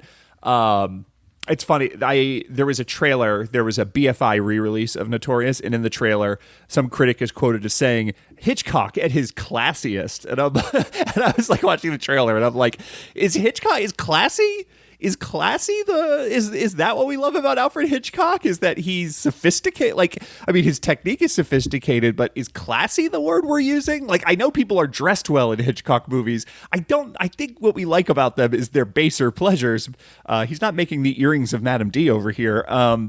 But this movie is not, I would not say Alfred Hitchcock at his classiest, but it is Alfred Hitchcock at his most like adult and sophisticated. And the intense, heavy horniness of these two, as portrayed under the code, it's perfect. It's the kind of thing that it's like you can't actually do this movie as well in the 90s or later. I just said the 90s because there was a bunch of erotic thrillers in the 90s, but like you can get away with anything in the 90s. And so you don't have this restraint. You don't have this cleverness of how you present the lust, because you can just show them fucking and you can show the actors naked and it's awesome. But because Alfred Hitchcock is strained by the production code, you get this like really intense kind of like butting up against the censors in their romance scenes in a way that matches the characters'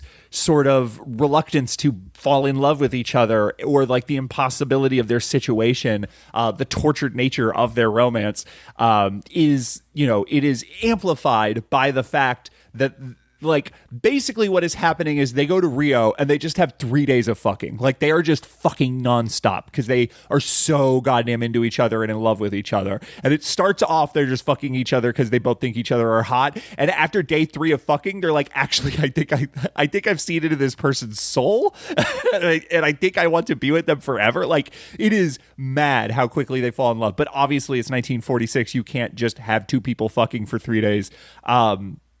So you have these like really incredible kissing scenes where they are just like whispering their dialogue to each other and panting, and like their lips are barely grazing each other. And then every time they sneak a kiss, the sound effect is like the loudest sound effect ever. It's like so intimate and intense. It's really crazy. So she is now in a situation where she has fallen in love with her handler, who has to follow his mission of getting her to fuck another guy. And then the entire movie becomes about Cary Grant being really mad about the scenario. And he was mad before. He was mad before he got you could see he was kind of tortured about their romance before he found out that seduction was sort of what she was going to be doing. And that is because she is a quote unquote party girl. She is a slut, basically. She is someone who has spent the last 3 years getting drunk and having fun.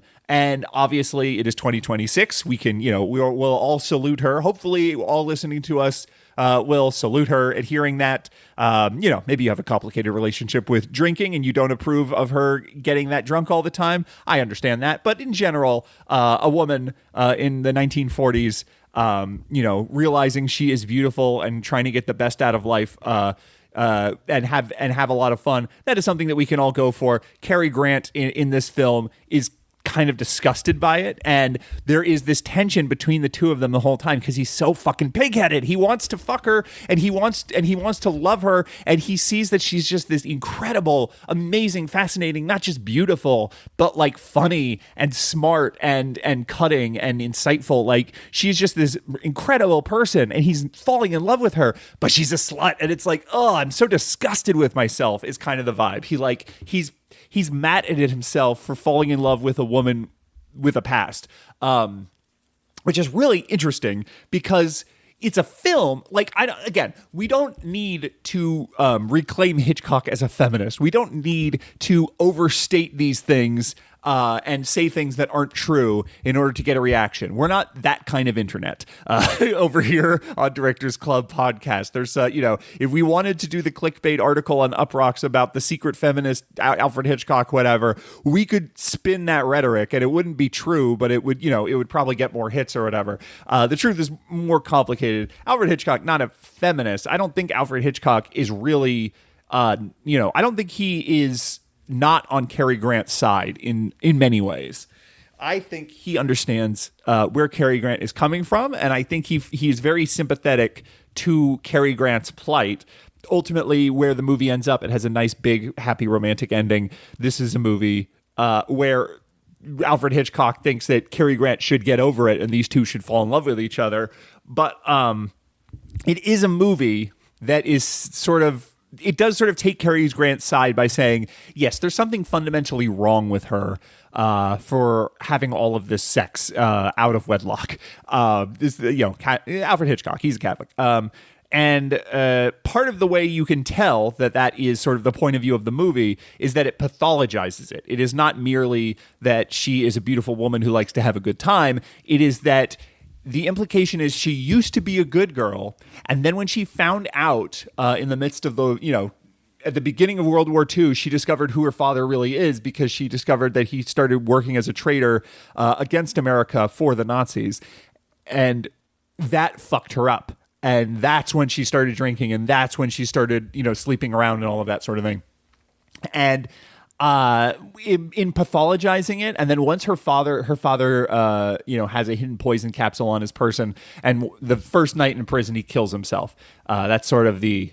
there's a very interesting... The movie opens in a courtroom scene, and the judge is like, before I sentence you, do you have anything to say? And instead of trying to defend himself or get less of a sentence, her father, who we see in this very long shot framed by a partially open door, it's so good. I'll get more into this movie in detail at a later point. Stay tuned. I want to go into every detail of every scene, and I just can't.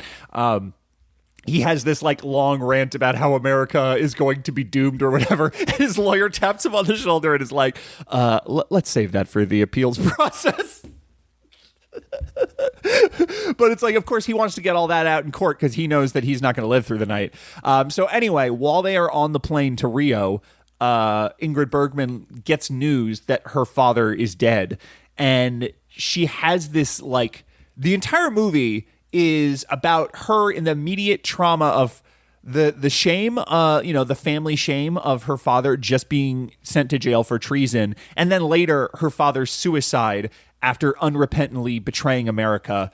It is this thing where she loved him at some point. She had a strong attachment to him. That went bad, but it's still her father, still very complicated. And the fact that he is now dead, she can kind of let go of some anger, and she kind of sees for the first time in years and years a path out of her drinking and partying and stuff like that. And all of that is interesting character material. It is also very judgmental of a woman who likes to drink and fuck, which is just sort of there's a lot of drinking and fucking is fun. We're human beings. I don't know, we don't need moral justification for why someone drinks and fucks. But in this movie, they do. So again, not a feminist film. However, the fact that she is, unambiguously in a way that, again, the production code's supposed to...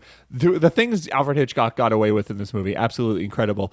The fact that she is this woman with a past who is this, gorgeous romantic lead who ultimately falls in love and has great value.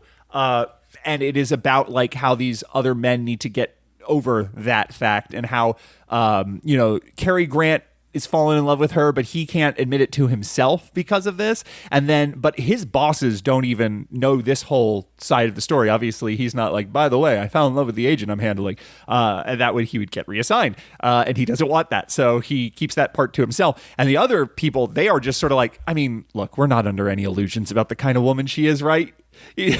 Cary Grant initially objects to the assignment, and then they're just sort of what part of this plot do you think she doesn't have experience in? Very fucking funny that he's just oh, she doesn't have the experience for this sort of thing. And it's I think she's had a lot of sex. I think she's has plenty of experience, dude. I don't know who you thought you were recruiting.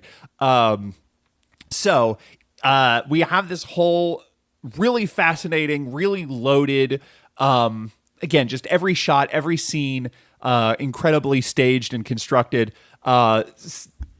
setup, this romantic setup. And then the movie becomes a spy movie, and it is Alfred Hitchcock's best spy movie. It is all of these moves that we recognize, from Rebecca. There's moves from Secret Agent. There's, the suspicion where, Joan Fontaine has to sort of investigate her own husband, that sort of thing. There's a lot of very familiar material, but none of it was done as good as in this movie. And so all of the spy stuff, particularly at the end, we have, or not at the end, this is sort of the end of Act 2. We have this sequence where after she marries Claude Rains, she makes him throw a big party so that she'll have an excuse to invite Cary Grant over to the house. And then while he's at the house, Cary Grant can investigate and try to figure out what they've been hiding in the basement. The stakes of the party, the lines of sight, we think about Alfred Hitchcock, the voyeur and stuff like that. So much of the long party sequence is about who is watching who and what can they see. And in these long shots where you see them watching someone else through a crowd and Claude Rains sees her and Cary Grant talking. What is Claude Rains imagining they're saying? So like Claude Rains becomes another cucked husband. First he cucks Cary Grant, though only Ingrid Bergman know that that's what's happening. And then later he becomes the fearful husband who's jealous of Cary Grant. It's like just platonic ideal, incredible love triangle stuff. So all of that is just like really exciting and tense. And it's that, they have to be as spies out in the open in front of all of these people, and they have to be very cautious. And there's just all this interesting subterfuge and subtle details about how things go. We also have this ticking clock that is absolutely fucking brilliant of this party has a certain amount of champagne, and a lot of people showed up, and they showed up to get fucking wasted because they cannot stop drinking this champagne. And so we have these giant ice buckets with these bottles of champagne that the wait staff are popping open every time they run out. And this is like the atomic energy, the uranium ore that this terrorist group is using to build a bomb. It is in the basement. It is in the wine cellar. We know it is hidden in the wine bottles. And so Cary Grant has to get in that wine cellar, discover, he doesn't even know necessarily what he's looking for. He just knows it's somewhere in there. He has to get in. He has to discover what there is to discover. He has to get out before they get sent down to the wine cellar to grab more champagne because the champagne is running out. So we keep cutting back to these ice buckets, and it goes from like there's 15 bottles of champagne. The next time we look, there's 10 bottles of champagne. Then there's 8, and then there's 6. And it's just like the way he builds tension out of we are running out of champagne in a movie about this like marriage gone sour is just like, it's so loaded. It's so brilliant. And it simultaneously as metaphor and as just sort of like mechanical plot. We're making a spy movie shit. Like it is so fucking potent and incredible.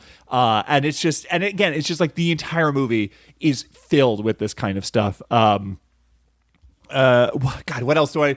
Because basically there will be later in the year a bonus episode where I record a commentary track on Notorious. That is my plan right now to make up for the fact that I'm only going to be talking about it for 30 minutes or so here. Because I gotta head out soon, and just the timing of what the rest of my week looks like means that I have to. This is the time I have to record this, unfortunately. So I need to fit 2 hours of thoughts into the next 10 minutes.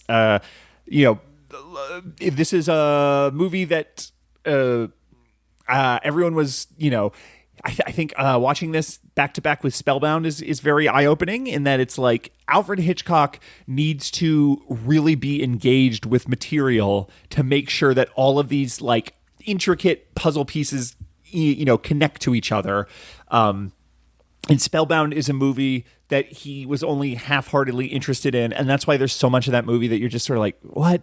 But that doesn't, yeah, all right, whatever. And then this movie, it is just night and day how every element, every performance choice from Cary Grant, and the very specific way he plays a guy who is so wounded and is being so shitty about it, but like he loves her so much all the same, and he is just like tortured, but because he is in the intelligence agents like community, you get this idea that like he's employing all of his training for subterfuge to not reveal how much he's being fucking torn up. He doesn't really have any huge like passion speeches about like, but that's not right, because I loved you, and like it doesn't have that. It's all just like simmering under the surface with these little glowers he gives. And the fact that like the movie ends, like literally the ending of the movie is Suspicion, where once Claude Rains finds out that not only is she betraying him with Cary Grant romantically, but also she is a spy for the American government, the stakes become much higher because it becomes life or death for him, because he works for a very paranoid organization, and anyone who is seen as a weak link, anyone who brings potential like government attention to their project, gets killed promptly. That's like one of the things we see early on is a guy fucks up. And then they're just sort of like, hey, no, it's cool. Hey, let me drive you home. And he's like, really? He's like, yeah. No, you're on the way. Let me just go ahead and drive you home. It's like total Goodfellas shit. And then we just never see that guy again. And so when Claude Rains finds out that he has married a goddamn spy, he's like, they are going to kill me 3 times. They're going to be, all of my friends are going to be so pissed. And so his wife or not his wife, his mother, she's another one that is just sort of, there's the trope of like Alfred Hitchcock and like horrible moms or whatever, which I think on an earlier maybe segment of this movie, but of this episode, but maybe last episode, I disputed a little bit. I think there's a lot of moms in Alfred Hitchcock movies that aren't horrible in any way. But like this is Mrs. Danvers as your mother-in-law. It's fucking crazy. It's so good. And so she is like, my dear stupid boy. And Claude Rains is perfect casting, by the way, because he is aging. He is getting older now, 1946. He's getting some gray in his hair. He was never like a matinee idol. He was a great actor on stage. And so he's one of these guys who built a reputation as a star on Broadway before he ever went over to America. I think The Invisible Man was his first movie, maybe? Or at the very least, that was sort of like his first like major breakthrough movie. Claude Rains is this guy who is never a Cary Grant type. And so in a movie where the love triangle is Claude Rains and Cary Grant, you are sort of encouraged to look at all of the ways he is sort of an untraditional looking leading man and how he is, not as handsome and he's short. Ingrid Bergman, I think, is like 5 inches taller than him. And which means that like for a lot of the movie, just to get the shots that he wanted, Alfred Hitchcock had to stand Claude Rains on apple boxes and like have ramps built that he's like standing up, and he had lifts put in his shoes, all this different stuff. Apparently Claude Rains, he loved the effect of having lifts in his shoes so much that in his personal life after Notorious, he just started walking around being like, yeah, guess what, I'm 3 inches taller than you thought.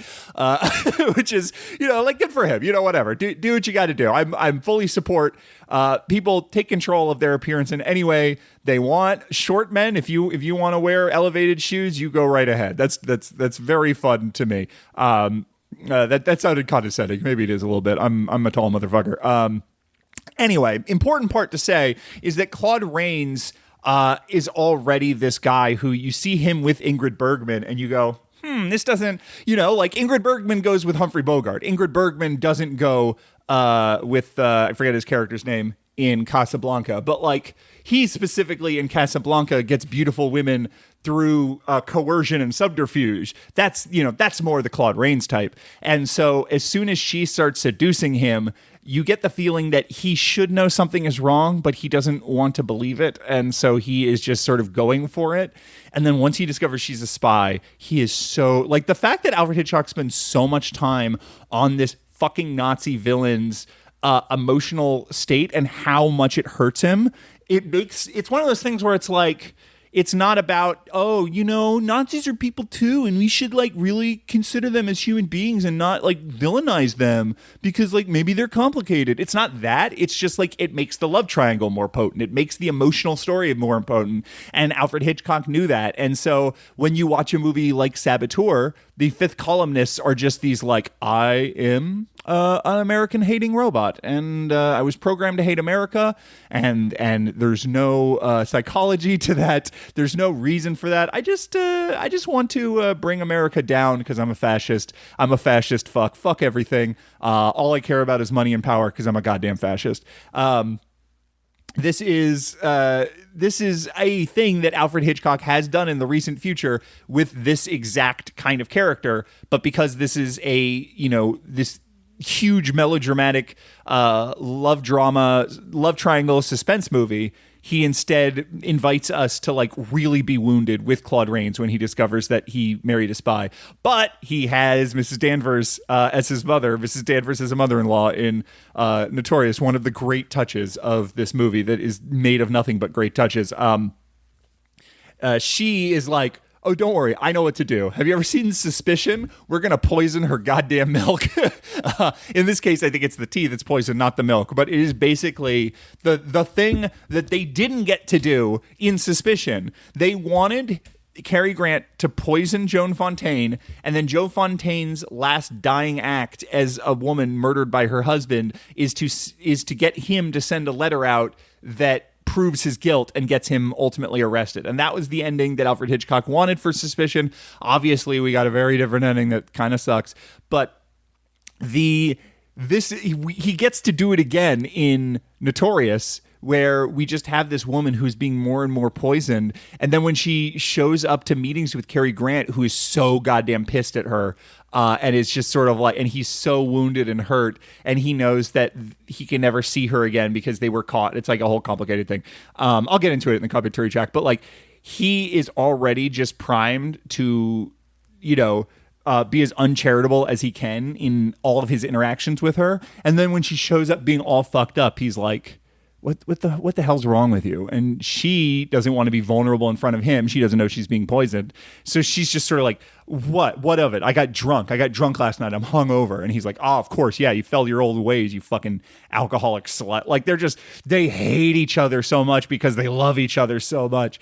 It's such a potent scene. And so, but something doesn't quite feel right. And then so over the next week, Cary Grant is just sort of like, I don't think that was a hang. Like, I've seen her hungover. Like, the very first morning that we spent together, she was hungover as hell. Like, I know what she looks like hungover. She looked unwell, and I haven't heard from her. And God damn it, I have to. And it is like the most romantic thing you can possibly imagine, which is, what if your boyfriend like stormed the castle and saved you from the evil wizard? It is like that level of like bone deep Western mythology chivalry shit of like, he goes to this mansion and he forces his way in and he goes up to her bedroom against everyone's wishes. And when he discovers that she's sick, he's like, I'm taking her to the hospital and there's nothing you're going to do about it. And the way the whole thing is staged, it is basically like, either Claude Rains, you let me take this woman to the hospital, and because you know our relationship, like, you know that as soon as she leaves this building, she's never coming back. Like, the marriage was a sham. At this point, we all know that the marriage was a sham. And this beautiful woman who made you actually feel like an important man for the first time in your goddamn life because you have the worst mother in the world, she's going to leave your life forever. Either you let that happen, or all of your fucking Nazi terrorist buddies who are in the next room are going to hear about what's happening, and they are going to put together that you married an American spy, and then you are going to be fucking killed. And it is this long, incredible sequence of Cary Grant lifting her up into her arms. He's holding her as he's walking down the stairs, and Claude Rains is trying to get them to stop, but he's trying to be discreet about it because he's not trying to alarm all of his terrorist buddies in the other room, and the mother and the butler, and they're all like trying to get this to stop happening, but they can't physically force him not to. They don't have the ability. He's Cary Grant and Claude Rains is a little guy. If Claude Rains had accepted Cary Grant's terms, then Cary Grant would have left quietly, or relatively quietly, and Claude Rains would have had to make up a story about where his wife went or whatever. But she was shut up in her room, so the terrorist cell wouldn't know that she was out of the building. It would have to be some point later down the road he would say, oh yeah, she's in Europe. Oh yeah, we got a divorce. It didn't work out. Like, he would have to build a cover story that would save his skin. But because he keeps delaying and because he can't let go of it, he draws the attention of his terrorist cell. And Cary Grant walks out the door with Ingrid Bergman, and the terrorist cell puts two and two together. And the very final moment is them being like, hey, why don't you come over here a moment? And Claude Rains he knows his fate is sealed, and he slowly walks back into that house and closes the door behind him. And we know that Nazi gets fucking killed. It is the ending of Suspicion, but instead of like a horrible domestic violence, husband murdering his wife kind of a thing, it is twisted as this like the most romantic gesture ever. Fucking incredible. This whole movie, every single scene, every single choice, the character dynamic, the way it is plotted out, it is so immaculate. And it's one of those things where it's like, I'd never seen this before. I didn't know this movie was that good. And I think it's maybe because there's not like a famous scene in it. There isn't a psycho shower scene. There isn't the birds attacking in the bird scene. There isn't Rear Window, like iconography that has sort of permeated into pop culture. Weirdly, a movie I did watch like 12, 15 times as a kid because I had the VHS because I thought it was cool as shit because I was 12 years old, is Mission Impossible 2. Mission Impossible 2, the John Woo movie. Everyone loves the Mission Impossible series, but not everyone is sure about how they feel about Mission Impossible 2. I think a lot of people will tell you that's the worst Mission Impossible. I couldn't say. I haven't seen all of those, but I've seen Mission Impossible 2 a fuck ton of times. Mission Impossible 2 is notorious, and I think that is something people were noting at the time. So that is maybe the biggest pop culture footprint that the movie has, is that they made a Tom Cruise, $100 million action movie out of it. But I don't know why I didn't know it was a great film, because this is a movie that is spoken very highly. Until 2002, this was one of Roger Ebert's top 10 films of all time. In 2002, for the Sight and Sound poll, he switched it out with Vertigo because he's a coward. Or I don't know. Again, we'll watch Vertigo in a couple months. We'll know. Is Vertigo better or worse than Notorious? I have my suspicions. Hitchcock reference. I have my doubts. Okay, no, doubt. That's a John Patrick Shanley reference. I have doubts that Vertigo is better than Notorious, but I don't know that. We'll have to wait and see. Notorious is I can say for certain, when I look at what are the movies, I'm going to look at the list real quick. What are the movies coming up that I have never seen before? I can say I have not yet seen the Paradine Case. I haven't seen Under Capricorn or Stage Fright. I haven't seen I Confess. I haven't seen The Trouble with Harry or the remake of The Man Who Knew Too Much. I haven't seen Marnie, Topaz, Torn Curtain, or Family Plot. I do not think any of the movies I just listed are going to be as good as Notorious. I think this is the big shocker one for me. Which is, again, this is not like, I discovered a new classic, everybody, like, look at me. It's like, no, this is, everyone knew that Notorious was great. I just didn't. But it's fucking incredible. My jaw was open the entire time I was watching it, because it is everything that Hitchcock is great at in terms of building suspense, in terms of building out scenes, all of his chief themes in terms of sort of anxiety about fascism, anxiety about infidelity, tortured sexuality, this idea of, being torn up inside because of your desires, on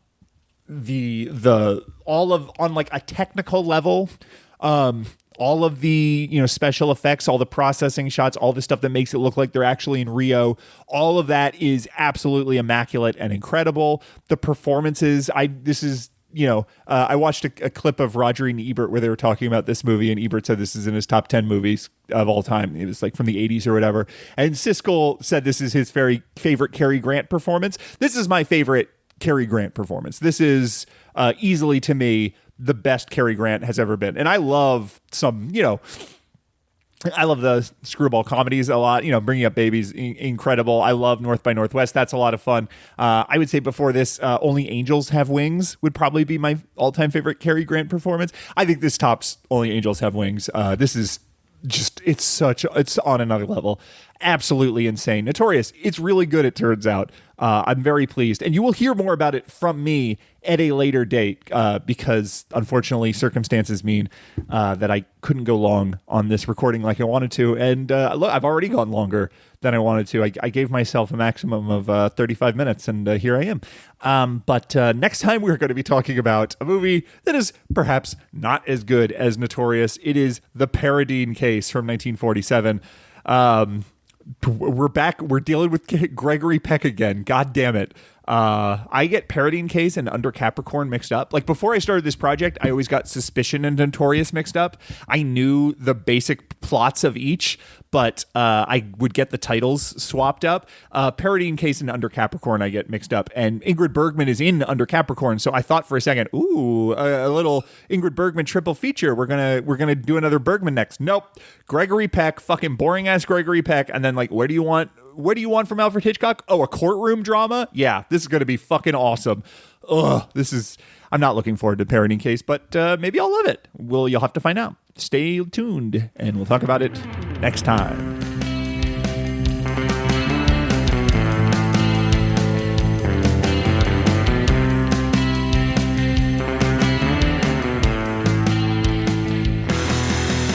Welcome back. A little bit more, huh? Welcome back to Gone with the Ego, the David O Selznick rewatch podcast. It is July 29th as I record this. When you're listening, God only knows. But the top story in the New York Times, why Iran is in no rush to return to talks with United States. Amid a reprieve in the fighting, Iran's leaders are betting that they can endure more pain than President Trump can, and they have leverage over the Strait of Hormuz, analysts say. Once again, not confident that I pronounced Hormuz correctly, but I don't watch news, so I don't know how these things are spoken. I only ever read these words. This is, in fact, Dial P for podcast still. It's just that the Paradine Case, which is the film we're talking about now from 1947, is only kinda a Hitchcock movie. If there is an auteur, it is David O Selznick. This is, I don't know the full story of David O Selznick, but it kind of seems like this is the movie that David O Selznick self-immolated over. This is a courtroom drama that is mostly Gregory Peck not emoting and sitting in rooms talking to one other person. And then there's about 25-30 minutes of courtroom action. And then the movie is over. And it cost as much as Gone with the Wind. And that is because David O Selznick drafted like 18 different scripts before Alfred Hitchcock was even a part of it. They spent another like over a year trying to get a workable script into production, and then once they were finally in production, David O Selznick went fucking apeshit and was just rewriting everything every single day.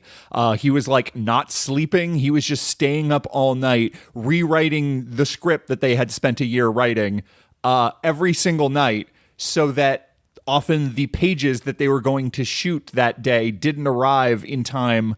They would usually start filming after the lunch break, basically, is how the production of the Paradine Case worked. This movie is a fucking disaster, and it's because David O Selznick was just going mad. And again, this is not a David O Selznick podcast. This is Dial P for podcast.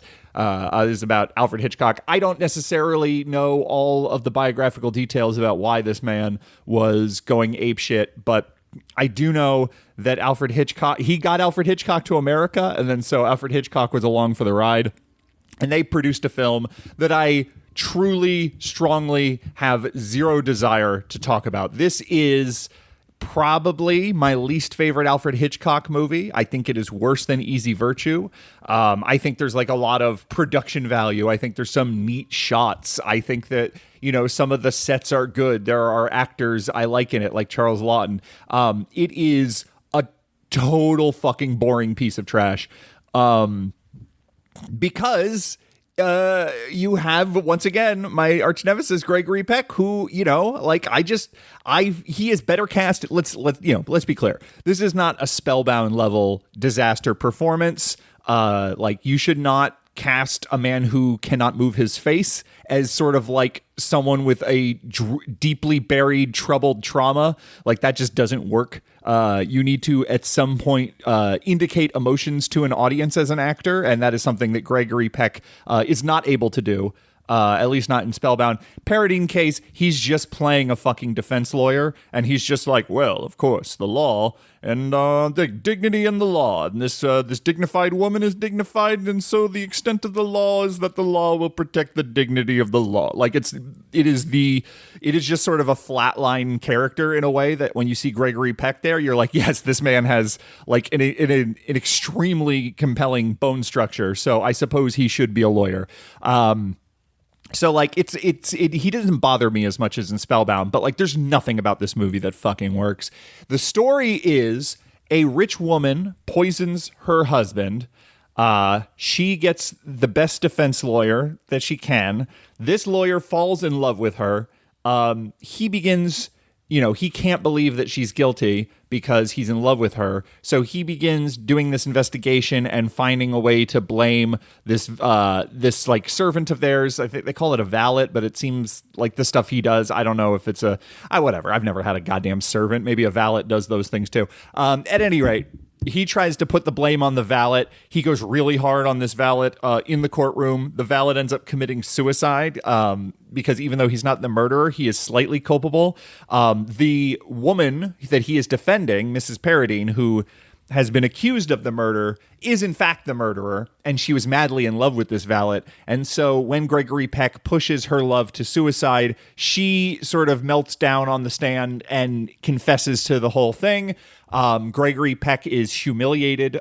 His career, his reputation is in shambles. But his wife forgives him, and that's how the movie ends. The movie ends with his wife going like, I don't know, you're still my favorite lawyer, which is like, this is besides the point, lady. He fucking sucks. He's a terrible defense attorney. This is not what an attorney should do. This is like part of the job of like, is someone good or bad at being a lawyer? Part of the job is like, does someone let their emotions overwhelm them so much that they fuck up in like high profile court cases? If the answer to that is yes, they're not a good lawyer. They're a bad lawyer. And so this is a movie about a bad lawyer who does a bad job and then his wife forgives him the end. It's not about the drama of who committed the murder, because the murder has already happened in the past before the movie starts. It's not a story about this woman and like, is she guilty? Is she innocent? Because she is fucking boring as hell. The Mrs. Paradine is played by Alida Valli, or if you go by the opening credits, you want to talk about how this is a David O Selznick movie. The opening credits of this movie are so fucking they're so pompous. They're so ridiculous. David O Selznick, he credits himself like 3 or 4 times in the opening credits crawl. And then one of the things he credits himself with is, and featuring 2 new O Selznick stars. And one of them, I don't remember which of these actors it is, but the other one is Alida Valli, who he was like convinced was the next Ingrid Bergman. She was a actress in Italy who had a, sort of an ascending career that got sidelined because she didn't want to work for the fascists. She didn't want to make fucking shitty Italian fascist propaganda, which, I think Alfred Hitchcock got along with her for that reason. I think this is something that endeared her to Alfred Hitchcock. So I think they got along well on the set, as far as anyone got along, like on that set that is just such a disaster and everyone knows they're making a piece of shit. The vibes are bad. I don't think there was a lot of smiling faces on the set of the Paradine Case, but like Alfred Hitchcock was fine with her as a person, but she's not the next Ingrid Bergman. She is in fact quite fucking boring. And in the opening credits crawl, she is credited with this weird handwriting that, like, I suppose it was supposed to be like her own handwriting, like she's signing on that, like she's announcing herself as this new star. And it just says Valley, which immediately made me think of Karloff at the end of Frankenstein. It's just like Valley. What's Valley? Valley's going to be in the Old Dark House next, and just credited as Valley there too. So anyway, Alida Valli plays Mrs. Paradine, and you don't care if she's guilty or innocent because she's just like a rich woman who doesn't emote, and all of her scenes are between her, who doesn't emote, and Gregory Peck, who doesn't, like, I think he was born without the muscles necessary to emote. And so there's not a lot of drama there. The drama is entirely, like, there is one character who is actually, like, moving the audience in any way. And it is the woman who plays Gregory Peck's wife, Ann Todd. And this was the performance that Alfred Hitchcock was actually proud of. I think Ann Todd was like a friend of his. He remembered her from like the days of working in England and stuff like that.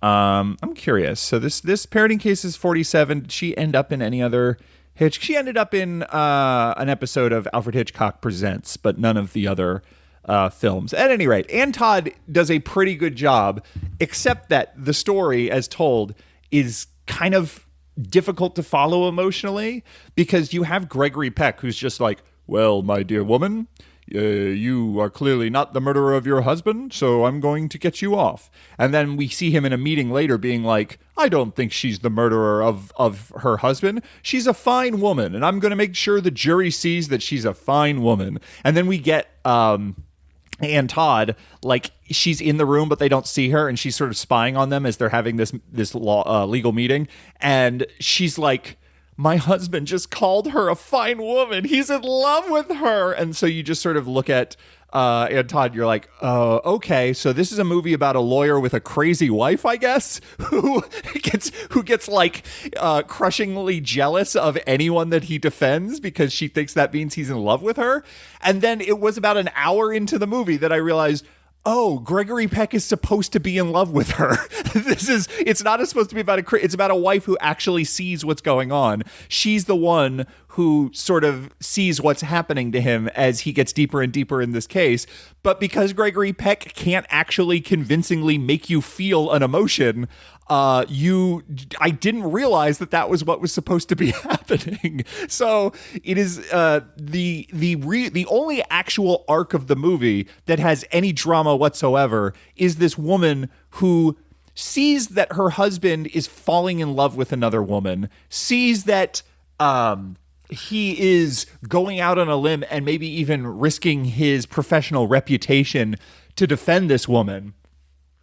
But then at the end of the day, she also knows that if he loses this court case, it'll be crushing to him. And she loves him so much that she wants him to win the court case. It's basically, it is about this sort of like selfless nature of his wife who says, like, it is not necessarily good for me that this woman goes scot-free, because that is now a newly single woman, because her husband was poisoned, who is out and about, that my husband is in love with, and who knows what happens after she is let out of the prison. But I love my husband, and I don't want to see him self-destruct. And so, like, I'm rooting for him to win this case anyway, but I just hope that, like, he wins this case and then we can go far away. And, like, maybe we can still salvage it after all of this mess is over. But right now he's in it, and the only way out is through. And I support him, and I want him to win this case. That is the only actual emotional arc of the movie that means anything to the audience. Because once again, Alida Valli, it does nothing for us. Gregory Peck does nothing for us. The court case is like really fucking boring. This is one of those things where it's like Alfred Hitchcock doesn't make whodunits. Alfred Hitchcock doesn't make courtroom dramas. Typically speaking, obviously, like Spellbound is a whodunit, Murder is a whodunit, and a courtroom drama to some extent. This movie is a courtroom drama. There's like courtroom scenes in Easy Virtue or whatever. That's more setting up a character than actually trying to wring out drama from the mechanics of law.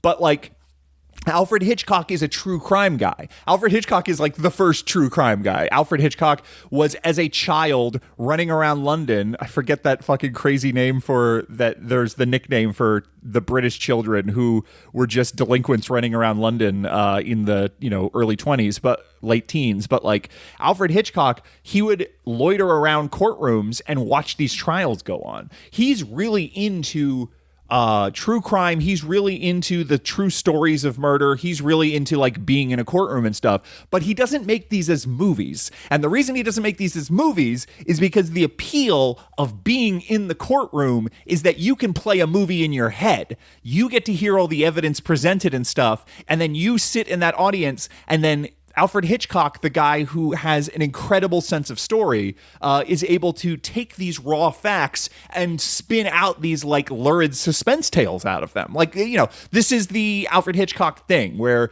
he cannot originate material. He can't like sit down and write Psycho. You know what I mean? He can't sit down and say, it'd be cool. What if there was a detective and he was following around this woman and he fell obsessed with her, and then at a certain point there's a faked death, but he thinks that he can't like pull Vertigo out of his ass. Every time we get in this biography that I'm reading, every time we get a story of like Alfred Hitchcock had this dream project, there's not an actual story there. He's just sort of like, it would be cool if there was a movie that had sensations, that I had not seen before in a movie. And at some point, someone else, or maybe like 5 other someone else's, have to step in and help me figure out what the hell the story is going to be. because I can't do that on my own. But like he's like, oh, I'd love to, make a movie that's just sort of like a symphony of London. Or later on, he was like, I really want to do a movie about New York City where it starts off on a fly crawling on, it's 3 a.m. and we start with an extreme close up of a fly crawling on a homeless person's face. And that homeless person is sleeping off a drunk from the night before. And then by the end of the movie, it is 4 a.m. the next morning, and we are with the drunks in the, the highest echelons of New York high society, passing out with their champagne and coats and tails and on all of that. And it's like, wouldn't it be cool to have a movie that captures the full scope of New York? I don't know what that would be, because at some point you need characters and a plot, and it's just not coming to me. So like Alfred Hitchcock is not spinning stories out of nothing. He needs raw material. And that was the excitement and the fun of for him being in those courtrooms at that time, or still reading up on, about these kinds of things in newspapers and stuff like that, up to 1947 when this movie came out. This is the appeal to him, is that it allows him to make movies in his mind. But then when he makes movies, the film world is not limited to a courtroom. You can just do the story. You don't have to... Like, this is why, in general, courtroom dramas are frequently very boring, because the story that plays out in the audience's head would be a lot more potent if it could play out on screen instead of just people sitting and talking. Like, you have to have a very specific approach. I know courtroom dramas are popular on TV, like courtroom procedurals. There's plenty of examples of movies that made, millions and millions and millions of dollars that were courtroom dramas. There's some courtroom dramas that I like, like Billy Wilder's Witness for the Prosecution. Like, I think that's a cool movie. I enjoy that movie. It's not one of my favorite Billy Wilder movies, but like, I'm not saying like nothing good can come from a courtroom drama, but there's a reason why Alfred Hitchcock has not taken his lifelong love of the legal process and turn that into a career of making these kinds of movies. And this is a movie he did under duress. This is like, I need one more movie and then I need to get the fuck out of David O Selznick's orbit. Another thing that he is doing at this point is he is building his own production company. We're finally getting to Alfred Hitchcock, who's like, I can't be at the whim of all of these studio heads who don't know what they're doing and they get cold feet or they start to second guess me or micromanage.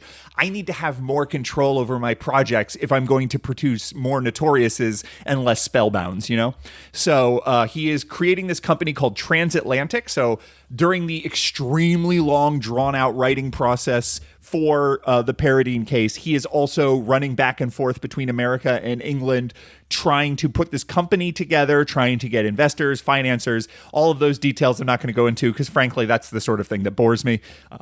But suffice to say, a decade under the tutelage of David O Selznick has taught a valuable lesson to Alfred Hitchcock, and that is that he never, ever, ever wants to be under the tutelage of a David O Selznick ever again. And I think that, he didn't need that whole decade. He just needed the Paradine Case, because it sounds like the Paradine Case was a goddamn nightmare to make, and no one wanted to be there.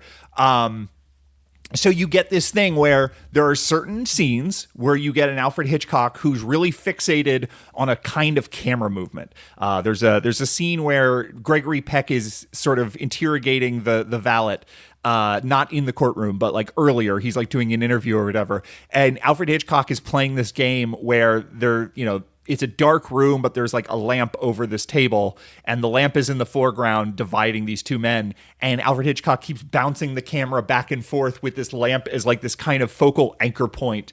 And he keeps reorienting the staging of the scene by fixating on this lamp and like where these two men are in relation to the lamp. You'll get shots like that. You'll get this incredible stairway. There's one of the all-time great stairways, which, that's a list that could be made. There's something about stairways that are very compelling cinematically. You ever seen The Phantom Thread, the Paul Thomas Anderson movie? Some people think Phantom Thread is a good movie. They're mistaken, but you know why they think it's a good movie? Because it has the best stairway of any movie ever. The Phantom Thread is a documentary about 17 different ways to light and shoot a particular stairway that is in the middle of... what's his name? Daniel, what is it? Oh my gosh, why am I blanking on the actor from The Phantom Thread? Daniel Day-Lewis. That movie is a documentary about the 17 different ways that you can light and shoot the stairway in Daniel Day-Lewis's home in that movie. Absolutely incredible, each and every one. Every time that stairway comes back on screen, you start clapping your hands. And then when it gets to the like extremely underdeveloped, very rote psychosexual dynamics of the story, then you're like, oh, that's right. This is kind of a Paul Thomas Anderson miss, The Phantom Thread. But great stairway. Gregory Peck in the Paradine Case lives in a home with a fucking fantastic stairway, and Alfred Hitchcock is having the most fun ever with this crane in the middle of the house going up and down the stairway. He's constantly staging these scenes where characters are running up the stairway, down the stairway, they're having conversation on the stairway. He's tracking them in ways that you would never, that would be very difficult. There's production value here, right? Like Mrs. Paradine, she's held in this prison, and when you see the prison, the sets and the rear projection or the matte paintings or however they build this prison, it's an awesome set. It looks great. There's stuff like that in this movie that you really will fix on because you're not paying attention to the story. It's so goddamn boring. So honestly, this is a movie where I'm like, oh, I can't believe that I have to talk about this. I don't have anything to say. It's so. There's nothing there. There's nothing. So this is a movie that cost as much as Gone with the Wind. It made $2 million out of like nearly $5 million budget. Everyone knew because he put his name on the fucking opening credits 16 times, including the screenwriting credit for the Paradine Case is written by the producer, David O Selznick, which is a hilarious, like, self-congratulatory way to frame. It's not written and produced by David O Selznick. It's like, did you know the producer is also a writer? David O Selznick. Wow. David O Selznick, desperate to keep Alfred Hitchcock around. I think the Selznick Studios was in shambles. I think, cost overruns and all these other movies he was making, like Duel of the Sun, were sinking him. And he knew Alfred Hitchcock was like, what are the sure things in this industry? Alfred Hitchcock is going to keep doing excellent work on screen. I have to keep him at any cost. And he gave, he offered an exorbitant raise, but like he offered him an exorbitant raise while making the Paradine Case. So he was basically telling Alfred Hitchcock, hey, I'm a maniac. Don't get into bed with me. And Alfred Hitchcock's like, I already knew that. I made Rebecca 7 years ago, and I knew then that I wanted to get out of this goddamn bed. So Paradine Case, everyone hates it. This movie doesn't have any defenders. I'm sure there are people who will defend certain shots or whatever, or who will say like, oh yes, in this ongoing motif of Alfred Hitchcock's, there's many fine examples in the Paradine Case. But like as a film, as a work of art, Gregory Peck was asked once in an interview, hey, if you had to delete one film from your body of work, what would it be? And he apparently answered without hesitation. He's like, oh, the Paradine Case. I wish I never got involved in that. So not very good. It's a shame that we had to end this episode this way. I would love to be like the secret Paradine Case defender, or alternatively, I wish that circumstances had allowed me to record like a 90-minute episode on Notorious. But that, again, that'll come later. I am going to be doing a commentary track on Notorious at some point. In the meantime, Dial P for podcast is I don't have a closing spiel. I don't know. I never know how to end these things. That's right. I always tell y'all what we're going to do next time. We are finally getting into like liberated Alfred Hitchcock. This is sort of like, we have sort of the awkward finding himself steps in Hollywood that merited some insanely great work like Rebecca and Foreign Correspondent and Notorious. We are mostly casting that aside, I believe, because in August, we are going to be covering Rope from 1948. We're going to be covering Under Capricorn from 1949, Stage Fright from 1950, Strangers on a Train from 1951. I've seen Strangers on a Train and Rope. They're both bangers. Under Capricorn and Stage Fright, my understanding is less so, but like probably still interesting. I think Under Capricorn is like a movie that has a bunch of weird long takes that he was sort of getting out of his system after making Rope. So there's going to be some interesting formal stuff in that, I think. But like Strangers on a Train is sort of the 1951 Strangers on a Train. When I've looked over this, this list of movies I'm covering, which I do, about a dozen times a month, I always look at, start to finish. I go, Strangers on a Train, that is the demarcation point where it is just sort of like until you get to Torn Curtain in 1966, it is just 15 years of Alfred Hitchcock firing on all cylinders. It is like he does Strangers on a Train, which is incredible movie. And then he goes, I Confess, Dial M for Murder, Rear Window, To Catch a Thief, The Trouble with Harry, The Man Who Knew Too Much, The Wrong Man, Vertigo, North by Northwest, Psycho, The Birds, and Marnie. Like all back to back to back to back. So we are sort of rounding the corner into the home stretch of the Alfred Hitchcock is the fucking greatest era. And then we are going to have in December the sort of deceleration with Torn Curtain, Topaz, Frenzy, and Family Plot. And personally, I think Frenzy's awesome. I love Frenzy. So they're not all failures by any means at that point. And, who knows? I might become a Topaz person. We don't know yet. We have to get there in December. But this has been July. Thank you for listening. I may have overcorrected a little bit. I looked at the runtime on June's episode and I said, you have to cut back on the length of these things. And now I'm kind of looking at the runtime of this and I go, we could have done more. So maybe in August we'll find a nice balance. But in the meantime, just remember what I don't have an outro. In the meantime, come back August 30th. And we'll do this again. This is a real bad dismount here. Okay, that's fine.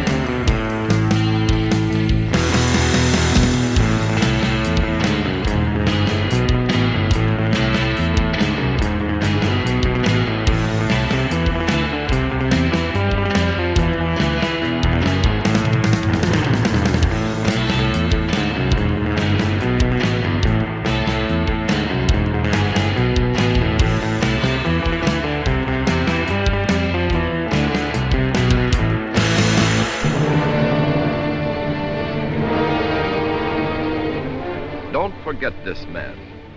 He has plenty to do with the terrifying mystery that causes this glamorous woman to risk her life and reputation in a reckless experiment. A woman who, because of her consuming love for this man, gambles everything to unlock the fearful secret in his heart. What insidious meaning did he read into the markings on a tablecloth? Why, even when he held his sweetheart in his arms, did he gaze in fear at the dark lines of her robe?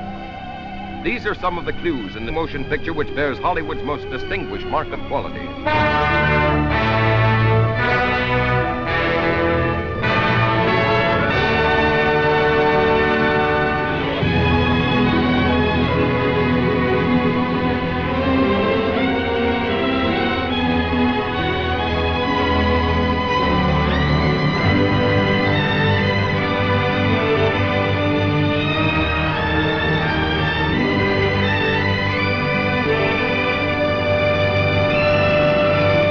I take it this is your first honeymoon? Yes. I mean, it would be if it were.